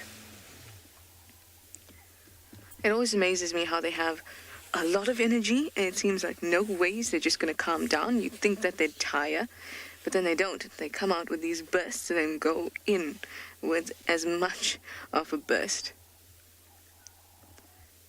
And then you don't hear a peep.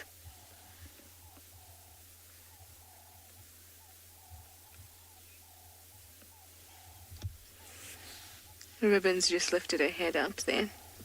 Veronica, you'd like to know when Ribbon introduced these cubs to the clan. It will just happen naturally. She doesn't try to hide the cubs from the clan. So what will happen is that clan members will come round to the den. We've seen Saka at the den, we've seen Comet at the den, and Tima, Hart, Sutu, Swazi, and Ndebele. And that's quite a large number of the clan coming to the den. And the cubs being around. So it doesn't happen where she comes and introduces these cubs to the clan. The clan comes around and it happens in a very natural, sort of subtle process. She will maybe be a little bit protective of the cubs particularly with clan members that doesn't have great relationships with. So they build relationships and they kind of move together. For example, Corky and Pretty had a very good relationship, and Pretty was second in charge, or not in charge, but she was very well respected and high ranked. And Ribbon and June got on quite well. Now, we haven't seen June in a while. The last time I saw June was at that carcass on quarantine, which was a while back. It was during my last stint, I think. Yeah, that was with James and I. And that was the last time I saw June. So June hasn't been around very much, so perhaps she's fallen out of favor with Ribbon. But Hart has been around, and definitely in Tima, because that is Ribbon's daughter.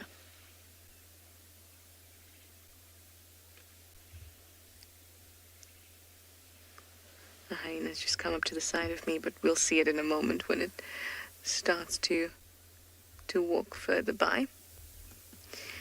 So this process is very gradual, and it may be a little nervous if, say, Corky or one of those hyenas come through that she doesn't have a particularly good relationship. Hello, my friend.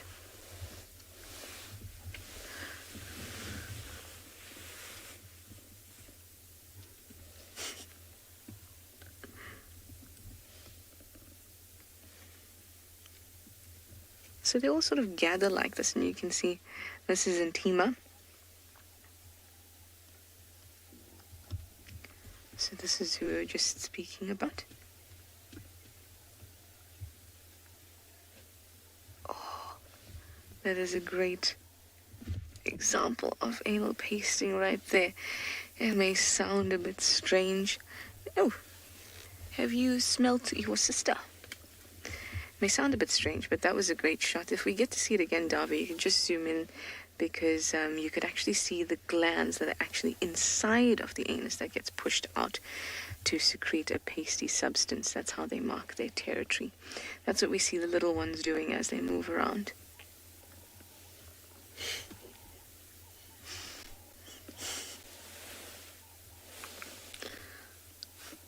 Darby couldn't contain his giggle there. Yes, it does happen. Hyenas are a strange bunch. But the stranger, the more interesting they are. And in order to be strange, I think you have to be particularly complex. And I think that stands true for hyenas.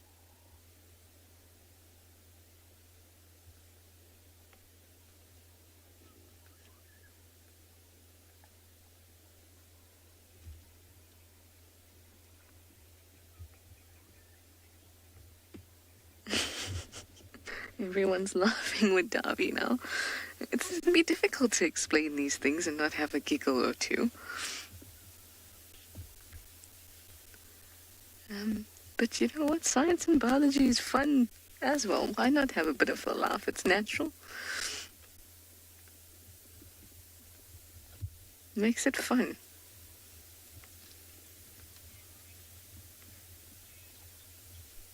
Evo, you say hyenas are wonderfully strange? I think the most wonderful of the strange.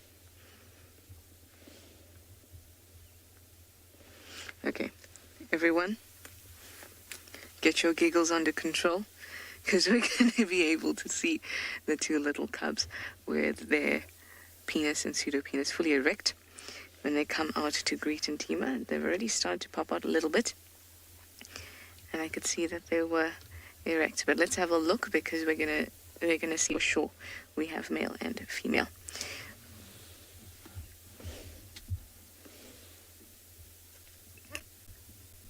There we go. So that looks like a male. Can you see the shape of it? Very obvious head constriction just below it. So that looks male. All right, I'm going to send you quickly over to Ngala. Let's see what they've got for you.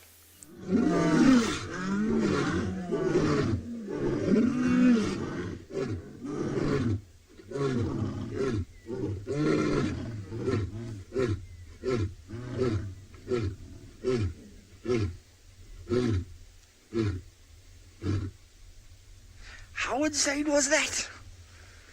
Crazy! Listen.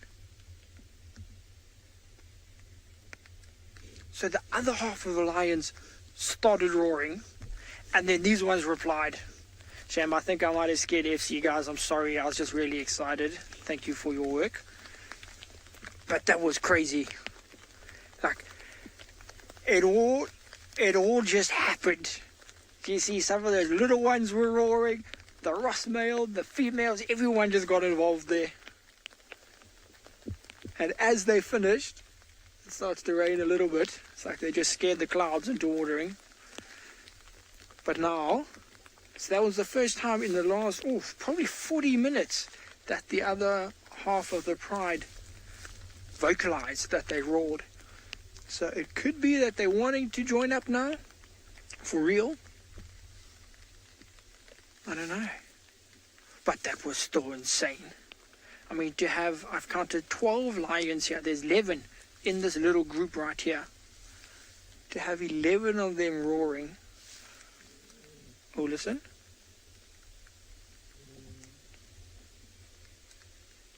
So I don't know if you can hear. There's one little guy on the far right. It's not actually with the pride. There he is.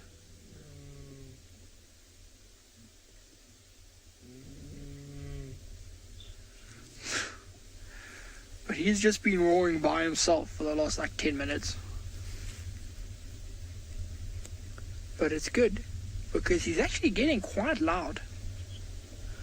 I've been quite impressed with how loud he got.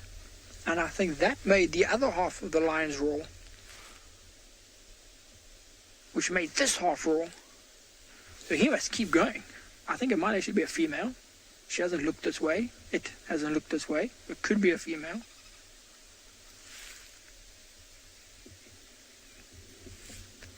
But that was crazy. That, what you heard as you got here, that is why I love working in the bush. Just for that. Seeing the lions is awesome, but hearing them, all of them roaring like that, is, you cannot get better than this. It is just mind-blowing. Like, my body's got little goosebumps. I got little shivers from hearing all of them roar.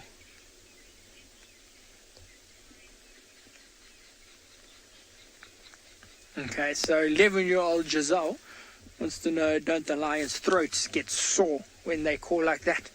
Now, Giselle, I don't think so, hey?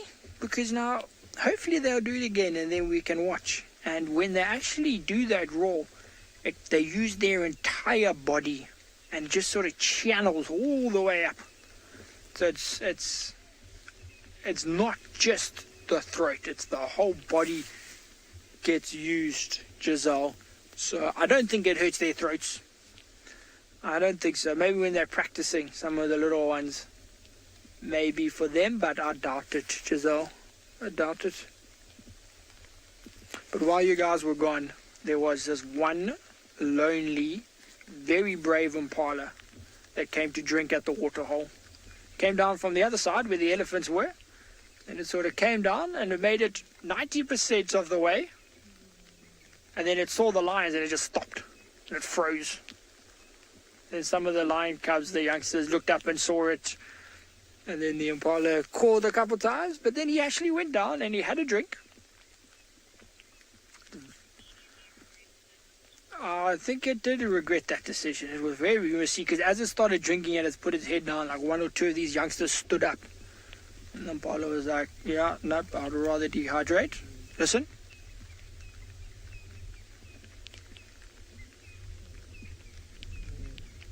I think they might call again. So if you look at the whole right here, Eddie, you see how many of them now have their heads up? When the Ross male and those females lift up their heads, that's when you know, listen.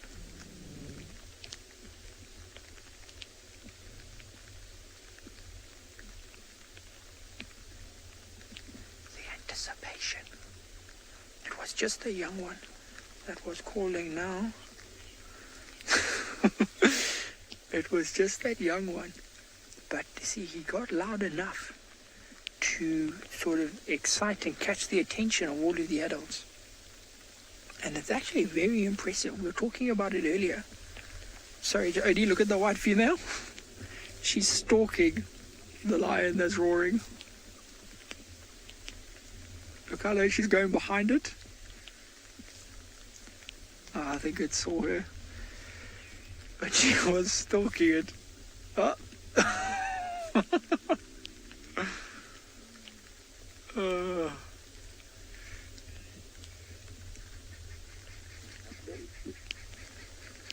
But you see now all of their attention speed, they're all up, they're all looking.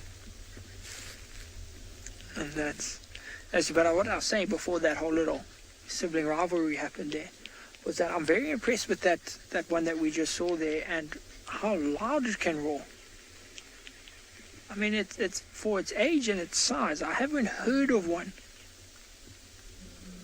And she's very keen on doing it.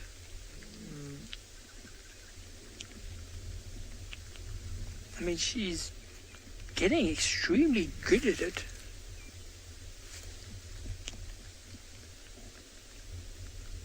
Now, imagine, give it 4 years, when she's big like these other females. She'll have a crazy roar.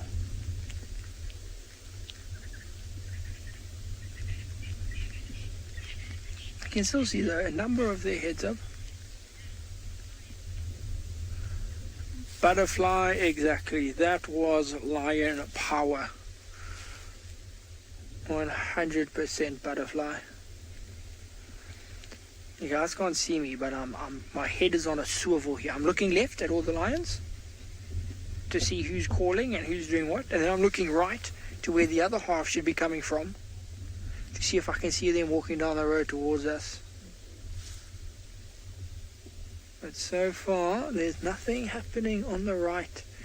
But the fact that it is getting later, it is getting colder, it is getting into more of lion's active time, that you wouldn't tell by this Ross male, and that the fact that they're roaring, there's going to be movement soon. Soon. And a lot of this sort of job, this guiding,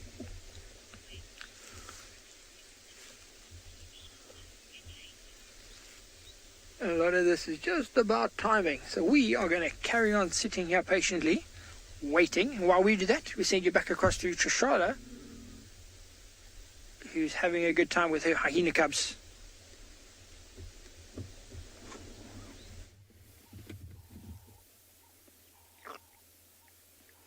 How awesome to hear lions roar. What an iconic sound of the bush. Another iconic sound is that of the whooping hyena. Well, these little ones won't whoop just yet, but I have seen about a 6-month-old start to whoop. It's the cutest thing. It's not quite there yet, but it's definitely trying. So we have a few more months before these guys start to attempt it.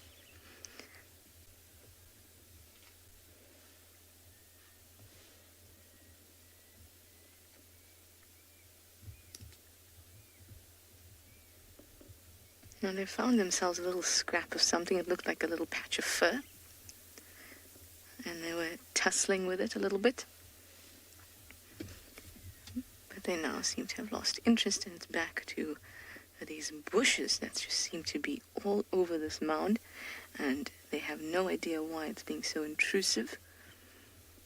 The bushes need to be attacked.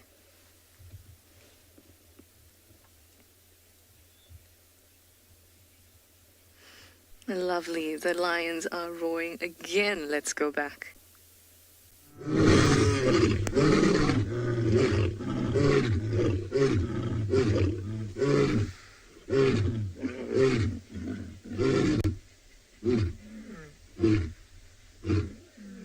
Guys, it's crazy. They're not calling at the right times. It's like, they don't warn us, they just start calling. It's very bizarre. But again, it was a similar thing in that the lions on the right, the ones that we haven't seen, started off. And then these ones responded very quickly. It was a very, very quick reply. The other ones hadn't actually even stopped calling. And I think because it was so quick, and I mean in between the last roar that you heard and the roar that you heard now was only about seven odd minutes, maybe a bit longer. So it's getting much, much shorter in between calls, which is a good sign. You know, they're trying to triangulate each other, they're trying to find exactly where each other are, and they might start calling a bit more regularly until they join up. So you can see.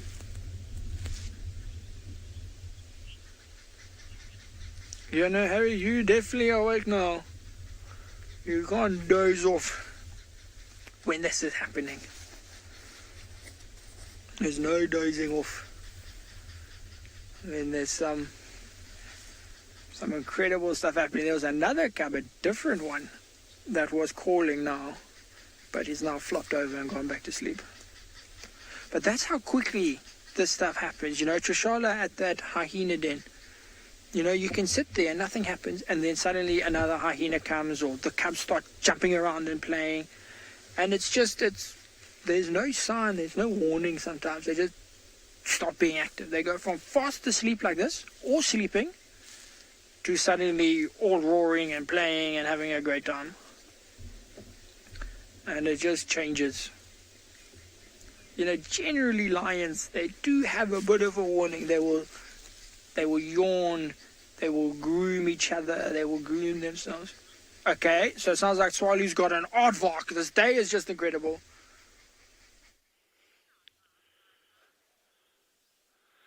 And there we go, the $1 million card. And I'm sure a lot of you already guessed what we were looking for. We were just battling to find it, and one of our tracking teams actually found it for us. So there's your aardvark. How insane is that animal?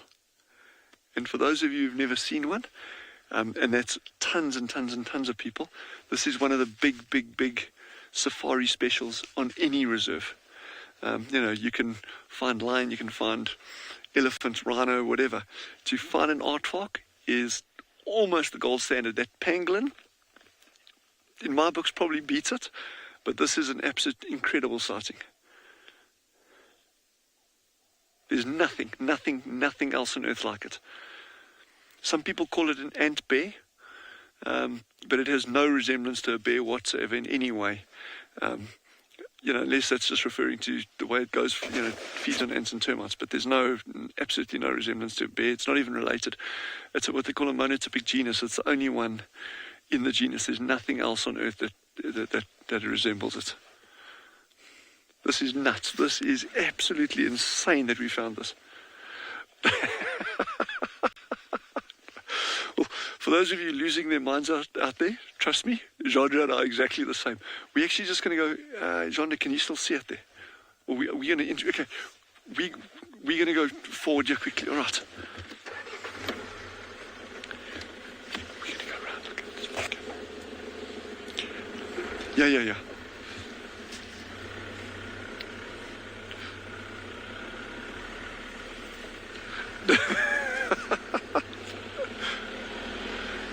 Kruger, right now I might burst into flames. This is nuts. This is absolutely I'm running out of my normal set of expletives, so I must be careful. But this is really, really, really, really good. I don't want to get too close with the sound of the engine and spook it. I'd rather us actually observe it from a distance and see if it does any digging in it. And of course, old Jeandre's getting some good backlight there, so he's just like in seventh heaven. I'm hoping that we actually see the birds tagging along behind it. Have no idea how long I've been waiting these past 3 weeks to show everyone an aardvark. I'm just going to go forward over here. We're gonna stick with this as long as we can. Okay, there's out there again. I'm just going to go a little bit further up this road. We might get a nice shot coming back here.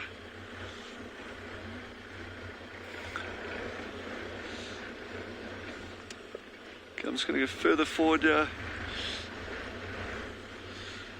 So they'll typically be foraging in winter at this time. They're feeding on ants and termites. That's it. Okay, I'm just going to go into this gap over here. Hold on. He might come out. And okay, just right there he goes. There he is.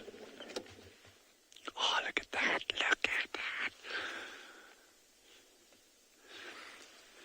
One of our challenges that we got here now is the wind. They are super sensitive animals in terms of hearing and sense of smell. Their eyesight is very mediocre. I mean, they can pick out movements pretty well, but eyesight itself is not great, but hearing and sense of smell is brilliant. So when we're looking for aardvark, I personally favor a decent breeze, like a constant breeze, even if it's freezing cold. I don't mind, as long as it's a constant breeze in one direction, because then you can really use that wind to actually approach him, and you can approach him on foot pretty easily without them even knowing that you're there. But this breeze now has really dropped down. There's hardly a breath of wind, and it's just really, really difficult to approach him closely. So we're not even going to try. So we're just going to stick in the vehicle. I'm just going to get a little bit further forward here for you. It's moving parallel with the road, which yes, I am like, woo, this is it, eh? And like for 3 weeks, Jeandre and I have been looking for these. And yowzers. This is Kalahari, guys. I'm just going to stop there. Okay, when he stops and like very alert, I'm just going to stop, even if he's obscured by some bushes.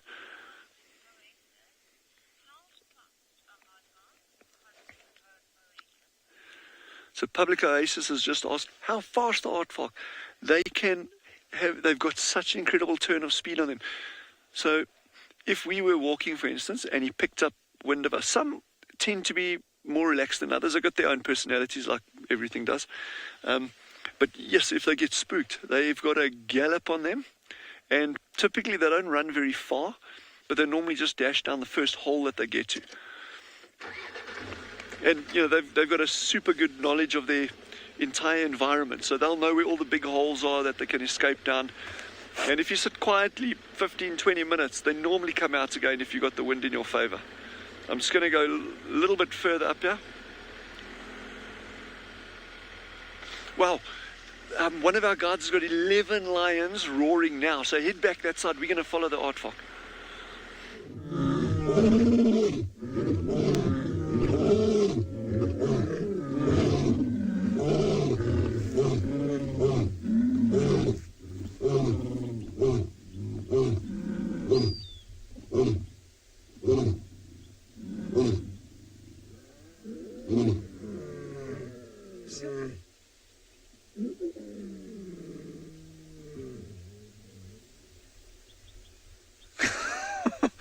I don't know what to say. Oh, look on the right there. There comes the other Ross male. So you can see now, as Odie zooms in down there somewhere, is the other Ross male. So this is why. Can you see it, Odie? You got straight ahead. So there he's coming. This is why they've been roaring, so that they can join up, so that they can find each other. This is why they're doing it. And I don't know if you can see them. Oh, how regal does he look? beautiful. So you see, you can probably smell that. The wind's blowing from our left to our right, so he's downwind of the ones we've been watching. Now that he can hear them, or see them, sorry, smell them, see them, and he's heard them multiple times, as so have you. Now he's coming to join up. He looks beautiful. Now, much better looking than his brother. His brother's now got his head up. But we're going to stick on this guy here, because I want to see if behind him, the rest. So remember, there's still the young male, 2 females, and the 2 cubs that were with him. And if he's gotten up, I'm sure the rest of them have too. The males are generally notoriously lazy. So I'm sure the rest will start peeking out of the bushes.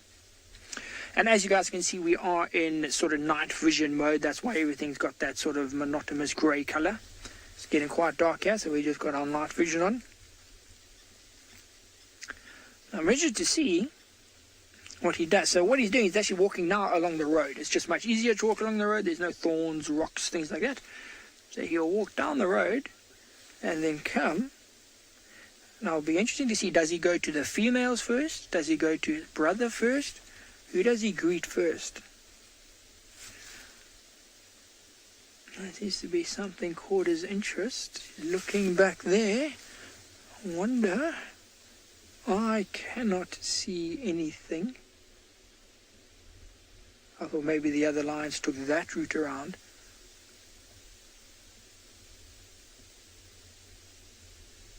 So I was just trying to listen. I thought I heard some calling.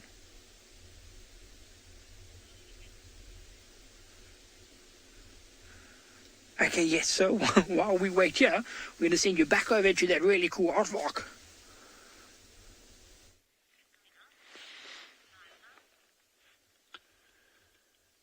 So we've just been tagging along. He's kind of moving diagonally away from the road, but very relaxed, very slowly. And we've actually got some ant-eating chats. At the meerkats this morning, I mentioned the ant-eating chats. So they're following these burrowing animals. There's actually one that's just come in there. You'll see these little black and white birds pop up every now and again behind him. This is amazing. This light is amazing. Everything about this is amazing. Ah, yes. We should really do this more often, eh? Like tomorrow morning, for instance. Oh my word, this is brilliant. Like I say, he's kind of moving at an angle away from the road, but I'm not going to... We've had such a beautiful sighting. You know, there's absolutely no need to go closer. And just observing him from a distance like that, the birds are doing what they do best, tagging along with him, you know, waiting for him to dig. He's doing what an aardvark does best, which is the digging. So they use different kinds of burrows. Oh, sorry, I wanted, before we go further there, we were talking about the pangolins and how many pups they have. And Wendy, our pangolin researcher, she just sent me a lovely message confirming, I think there was a paper from 1991 of one recorded case of pangolins having 2 youngsters having twins. So that's just out of interest before I forget. So Wendy, thanks a million for that. That little panga's just got his nose at that bush there.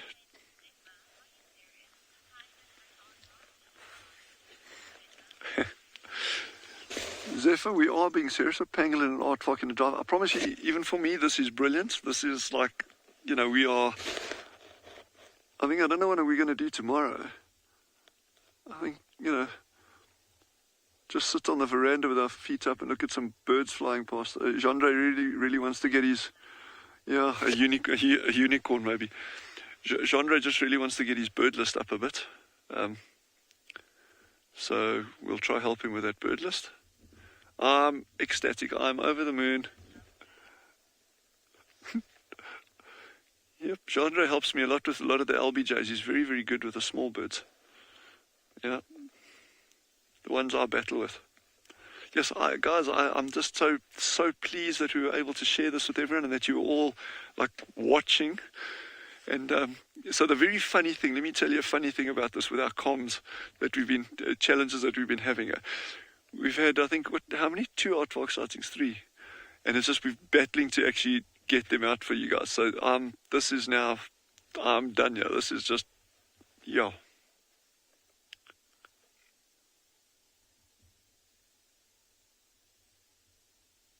Africa. Africa.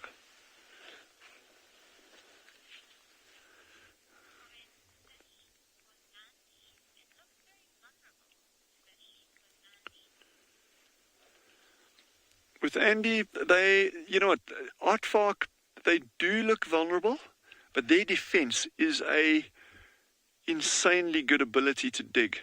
There are lots of records of people historically trying to dig aardvark out of burrows with no success. They just can dig at a phenomenal rate. In fact, I would gladly challenge anyone to try dig an aardvark out of a burrow in the Kalahari.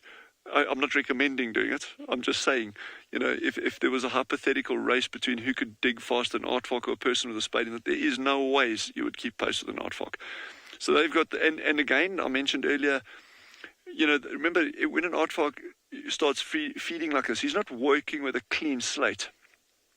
There's obviously been aardvarks for millions and millions of years. You know, they've evolved in these environments. So we just like a little point in a graph right at the end of, you know, at this point in the evolution. So this landscape has always had aardvark in it. There must be tens of thousands of different burrow systems on Swalu. Not each one of them aardvark, but that have been dug. You know, there's one particular burrow system that I know of that's been in existence for at least 14 years.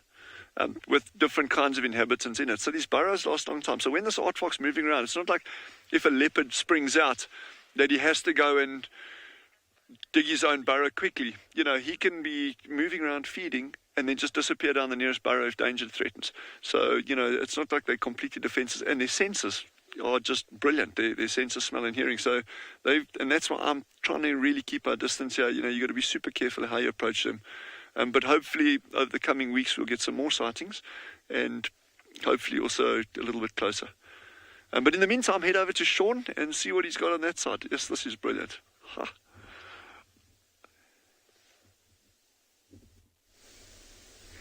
Okay, so that you can see in the screen there is the Ross male that we saw walking up to us, well, towards the rest of these lions. So he's now, looks like he's going to go down for a drink. Now we had one female that followed him. So she's already passed him. She's already gone down to the water. I think she's going to drink, most likely turn around and come back up to us. So we're going to stay exactly where we are. But now it's interesting because the other female with the young cubs, as well as that Sabadov male, have not joined up yet. Not yet. I still think they are going to. They just look at that reflection in that Ross male's eye. So that Ross male never actually came to the pride here. He didn't come and greet anybody. He scent marked on 2 occasions on his way in here. And then he headed straight down there towards the water. But you must also remember, we did see the rest of these ones drinking. So they've already had their drinks. Maybe this guy, he hasn't had a drink yet. He's going to go get his. And then after that, make his way back up here. But it was interesting because both times that second Ross male scent marked and marked his territory, the dark man one that's been with us did the same thing. He stood up and he marked his territory. I think he didn't want to be outdone. You know, he saw his brother doing it, so he was like, I'm actually the dominant one. I'm going to do it. Imagine the little behavioral things. You know, it is constant. We were talking about King of the Bush and that sort of thing earlier. And, you know, even brothers like this, you know, who are in a coalition, they help each other most of the time. There's still a lot of competition between the two of them over females, over mating, over food, and just over dominance within a pride. So if one sees another one doing something, you know, he'll try and copy or do it better, that sort of thing. So you'll often see a lot of competition between them.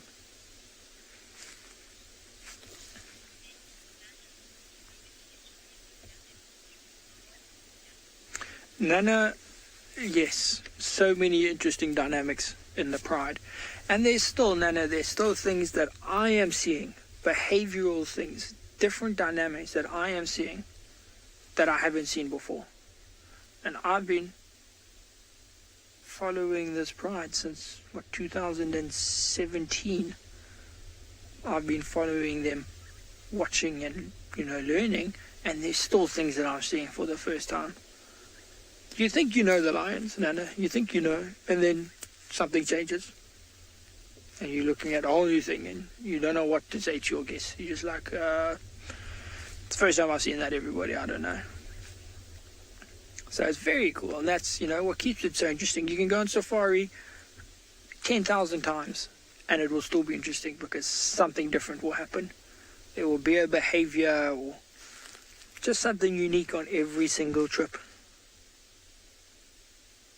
Now, I'm interested to see now if the other 4 lions that we're missing are actually going to come here. Because maybe that female is hearing the rest of these guys roaring all the time, and she thinks, hold on, it sounds a bit too rowdy to bring my 2 cubs here.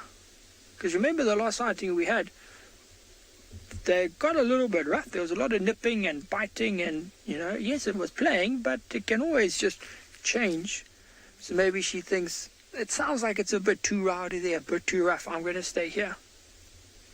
And same for that young male. That young male is probably like, there's a Ross male calling there, not the nice one.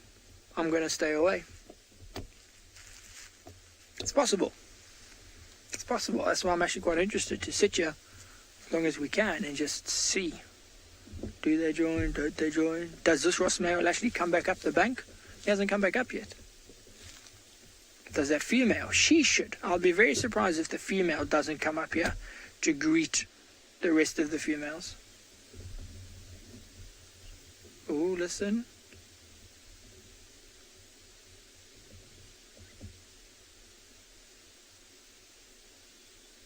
I don't know if you can hear that, but somebody was roaring. One of the ones down near the water. You saw all of these females on the left here. These are mostly adults on the left here. They all lifted up their heads. Okay, so apparently you couldn't hear it, but you can see the reactions. And quite often, that's what we rangers look for. You see the reactions of something, and then that tells you, oh, something's going to happen. Like those elephants. We saw that they were unrelaxed. We didn't see the lion, but we saw unrelaxed elephants. And we thought, okay, let's see. This is where the lions should be. Let's see what happens. They trumpet, we found the lions. You saw this lioness now lift up her head, and then I stop and I listen. And then very faintly sometimes you say, okay, there's another lion calling far away. Because their senses much, much better than ours, and they can hear things before we can hear them. Sometimes we can't even hear what they're hearing, or they're smelling, or they're seeing something that we can't, especially in this light now.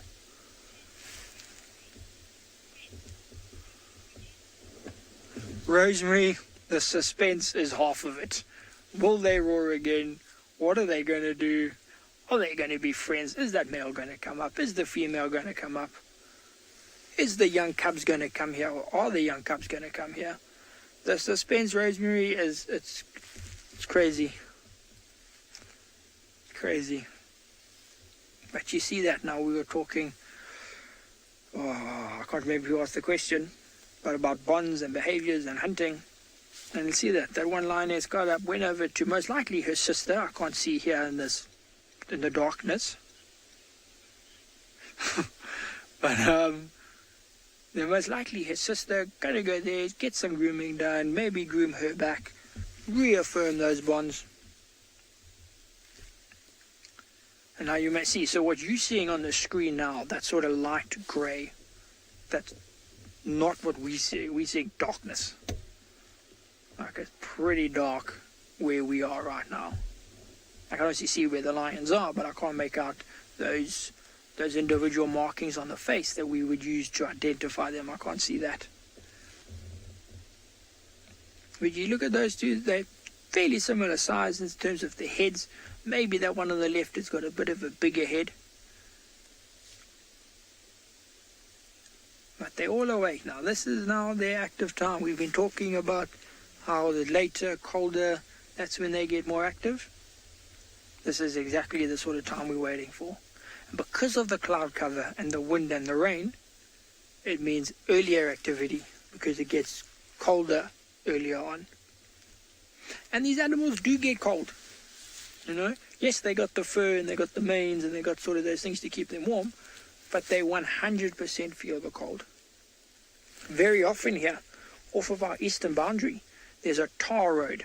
It's like everyone knows what tar is, a tar road. And obviously it's black. And that black tar holds the heat of the day a lot longer than, say, the grass or the sand. So very often, if you come here in winter, you will find lions, leopards, hyenas sitting on the tar roads, trying to get that warmth from the tar. So that shows you that these animals do get cold. They do feel it. We saw them lying in the sun the other day, also just trying to warm up.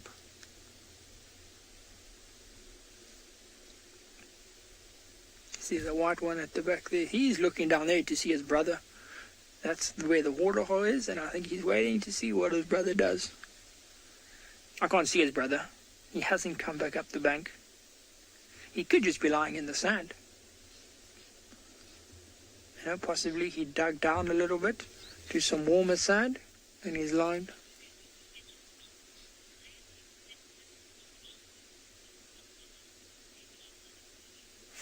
Okay, so we are going to sit here patiently and see what happens.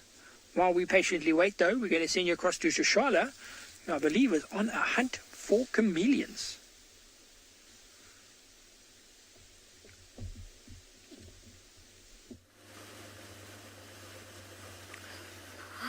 You know me so well now.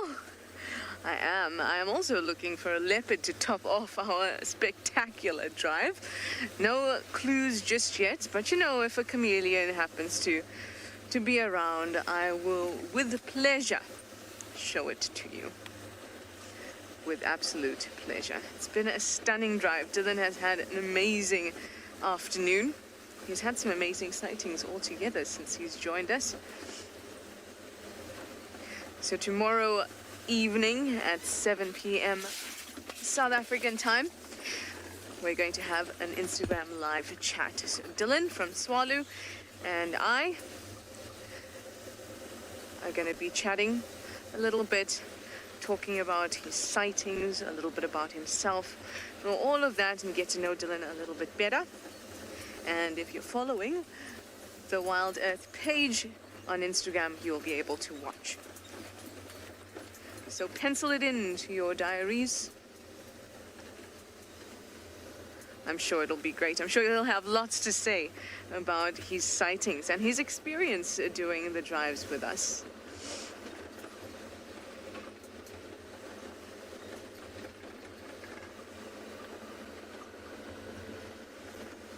And no chameleons just yet.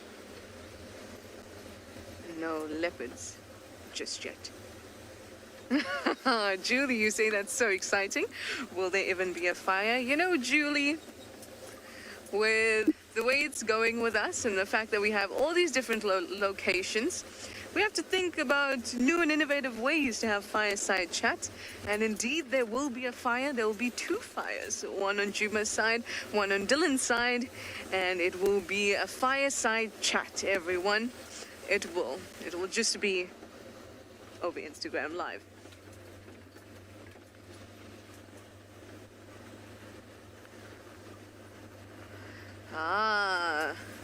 Important question, Emma.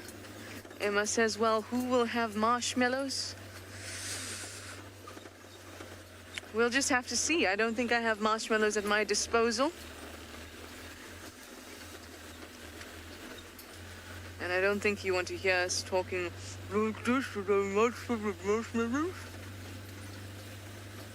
But we'll have to see. I'm sure Dylan has marshmallows.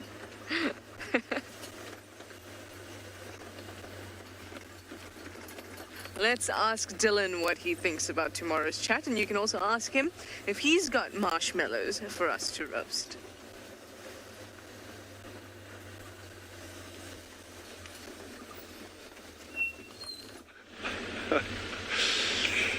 So, yeah, Trish and I are meeting tomorrow night at a live fireside chat, or a fireside live chat.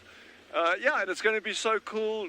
we did a trial run today for the likes of me that are technologically challenged, and it all worked fine. So I think it's going to be really, really cool, and it's just going to be nice to discuss, the different things that we've been seeing in these totally different habitats. I mean, it's like, Trisha's actually been up to Swallow. She's seen this environment. I've spent quite a bit of time down in that area as well.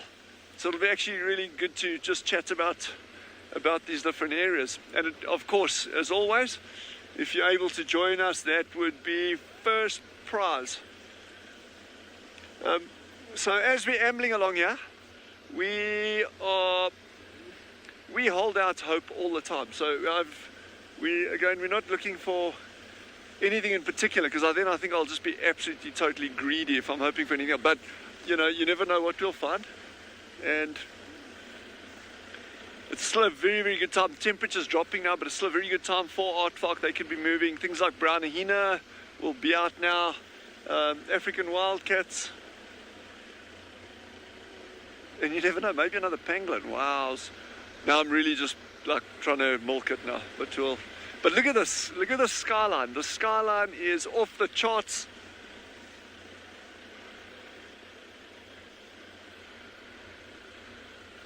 MG has just asked, are there any caracal on Swallow? And yes, we do have caracal. Some people know them as a lynx, but the lynx is more associated with the States and Europe and that. So ours is, the correct name is a caracal. They are magnificent animals, very, very, very shy in these parts, but they are definitely out here. Just look at the sunset, look at this, look at this. I'm going to stop right here because this is just off the charts beautiful. Look at that. Oh my word. Yeah. This is Africa at its absolute sublime best. Kalahari full on.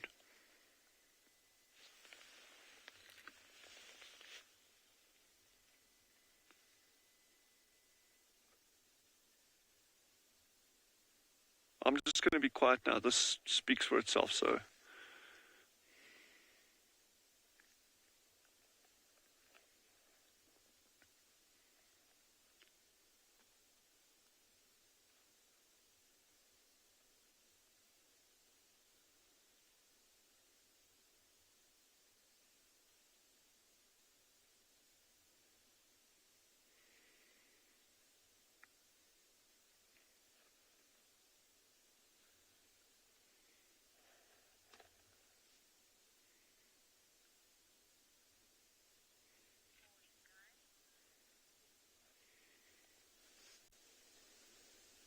It's going so fast, look at that. John and I, we're going to sit until that sun's gone, so if you want to join us, please, it'll be amazing.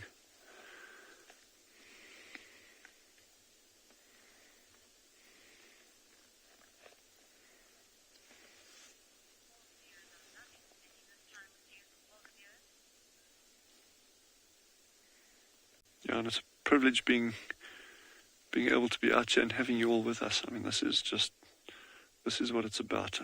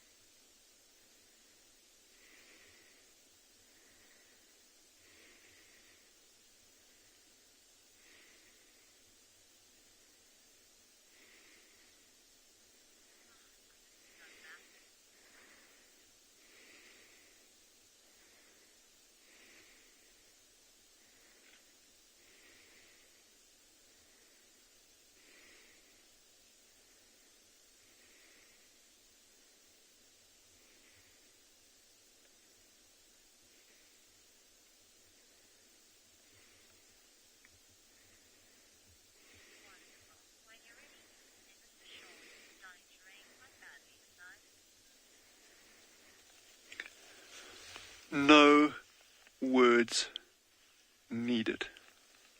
Point. It was incredible. Head over to Sean in the pouring rain.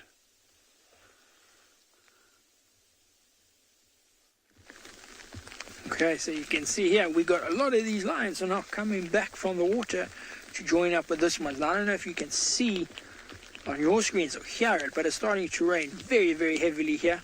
Oh, there comes the other Ross male. So what we're going to do, we'll hang around for about a couple more minutes. I want to see them all come together, but then with this rain, we are going to have to leave them be. Now, very interesting. So just as this rain came, they all left the edge of that water. Now you can see there's just lions everywhere.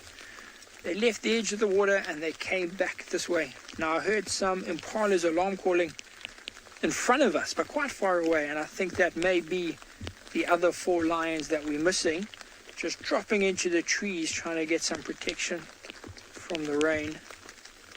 Just like that Ross male in the background there, you can see he's heading for that bush. I don't know if he's going to scent mark or lie down. No, you see he's lying down now. He went. Yeah, Dylan, it is quite uncomfortable out here. It's raining pretty heavily. And you can see that's why that one male there went undercover, went into that bush there. Now, the difference between sort of the other lodges and us is we don't have a roof on our car. No, it's raining. We don't have a roof, so we're getting very wet. So is the camera. So as I said, we'll watch these two join up here, but then we are going to leave them. But while we wait to see, guys, it has been a fantastic afternoon. It's been pretty incredible. Pangolins, lions roaring, aardvarks, lions roaring, hyena cubs playing. I mean, just a crazy, crazy afternoon. And I think now that these guys have all joined up together, one big happy family again, we are going to leave them here in the rain and make our way back towards camp before we have to swim there. So guys, thank you very much, and we'll see you all tomorrow morning.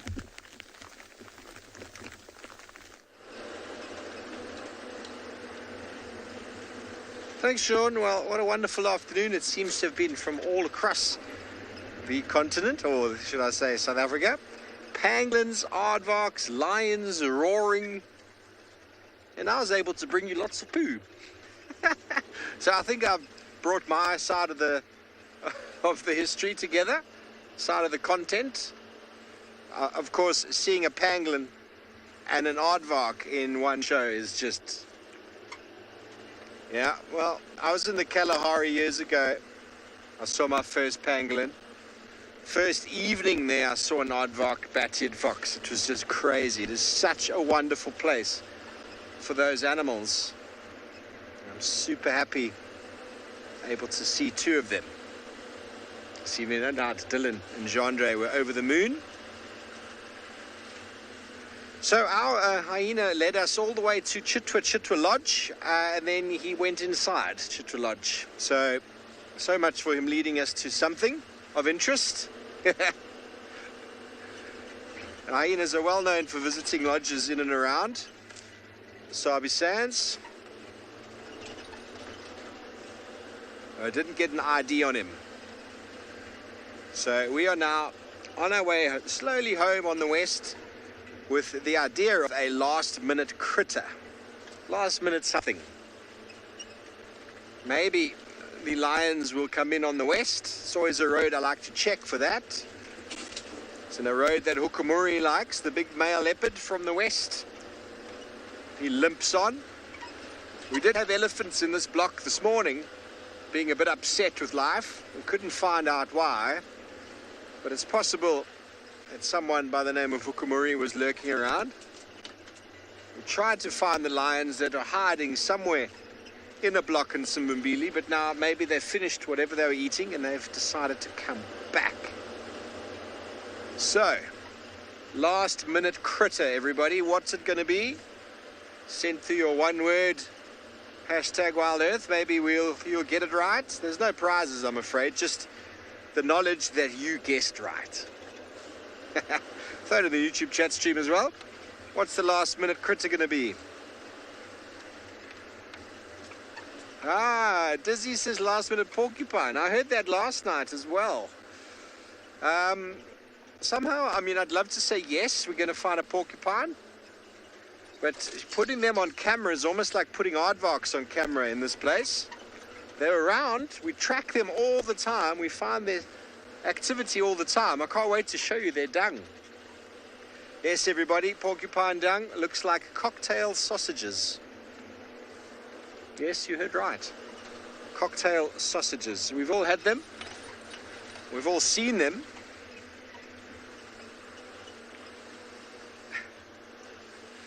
Fleur de Lizzie, you reckon a scrub hare? I got that challenge last night to find a scrub hare, and we found one, but it darted away. Didn't provide us with an image. So maybe a bronze-winged courser or a spot thickney. Those are two birds we're commonly seeing on the roads at night. Also a nightjar perhaps, or a genet. It's going to have to be live because the genets just run. I think I've had a genet every night this last week, but it's like that.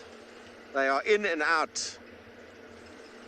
And if you don't happen to be live, even the other day we were live, we didn't catch it.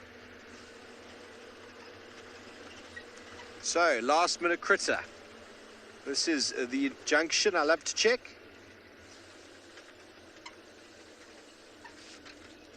Sorry, for some reason. Okay, my comms have gone really, really low, but I believe Shashal has found herself a last minute critter.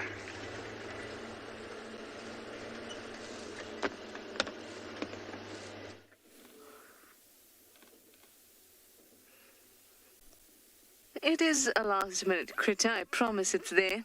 It's a flat-necked chameleon. It's the same one that was really large that's been hanging around the Gallego Pan area. But he's tucked in so close to the actual main stem of this magic worry that it's very difficult to spot him. Nope. You can only just see. There, Darby. There we go. Are you shaking in your boots, friend? Yeah, it's cold. At least it's been a couple drives now where we've seen this chameleon. In the same bush, and they'll tend to do that. They're territorial. If there's a particular bush they like, they will stay in it. But during the day, they will go out at. It's in the evening that they tend to return to their favorite bush.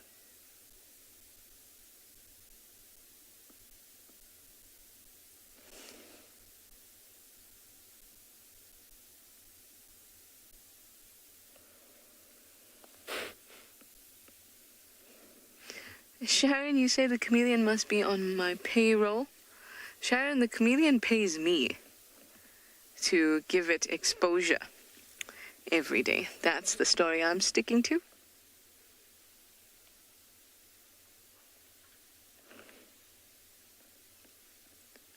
I hear Elise.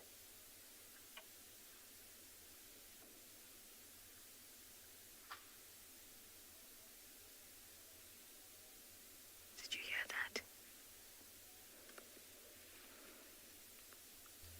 Well, I hope the A's don't have a certain affinity for this bush, because then this chameleon will be gone. Let's move ahead a little bit and see if we can see these eddies. I can hear the branches breaking nearby, so hopefully we'll be able to catch up with them.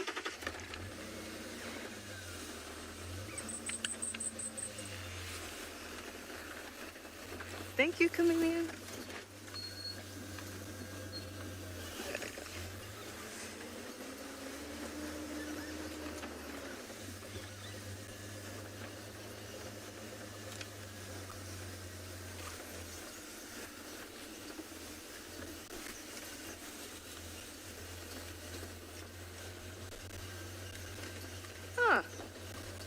last minute everything. It has a last aardvark, so let's go over and see it.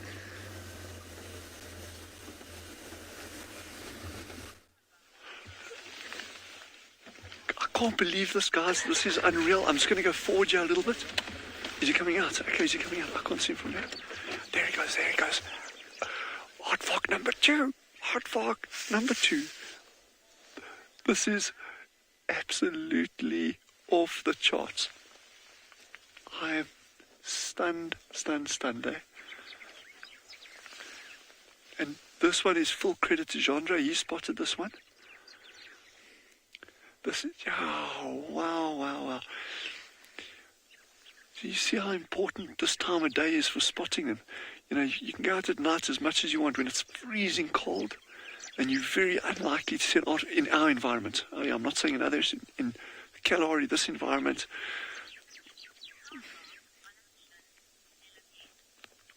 yeah, Penelope says that's an aardvark on a mission. It certainly is. Going to the left there now. Yes, can you believe 2 aardvark in one? Yeah, probably within 40 minutes of each other, half an hour of each other. Yeah. Now I can retire.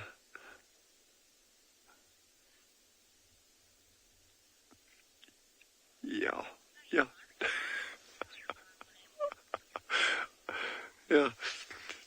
I'll tell you what, if I can do another safari with you all tomorrow morning, then I won't retire. Is that a deal?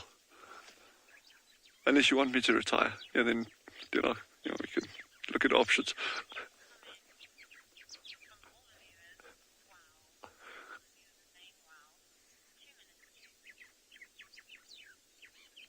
Incredible, eh? There he goes, just coming out on the left of that bush now. We're trying to move as little as possible on the vehicle because yeah. Lauren, I don't know what lottery ticket I got today, but it was a winner. So and you know, that's Jandre and myself. You know, I think yeah, we got something good going in terms of finding animals. You know, jeez. Yeah, it's been an exhilarating day. Yeah, I don't have too much to say other than that. You know, what we've seen really speaks for itself. And I think the thing for me that I can just really highlight is you never know what you're going to find. You know, you can put in as much effort as you want. Sometimes it works, sometimes it doesn't. But it's just the fact of being out there is what's giving you the opportunity of finding stuff. If you're not going to put in the hours, if you're not going to put in the time, if you're not going to put in the legwork, you're not going to get something, unless it really just falls into your lap. But, you know, the more time you spend out, the luckier you're going to get. Gary Player, the golfer, someone once asked him, what do you ascribe your luck, your short game luck to? You know, how why are you so lucky with this? And he just quite simply said, well, I find that the harder I practice, the luckier I get. And this is what I found out here. You know, the more effort you put in, the greater your rewards. And hey, sometimes it works, sometimes it doesn't. It's been so amazing having you with us all. And that sunset, off the charts. Just sitting on a dune like that and just watching, there's just nothing better. Please have a great night rest. Join us tomorrow morning and tomorrow night as well for our live chat. Thank you. Ciao, ciao.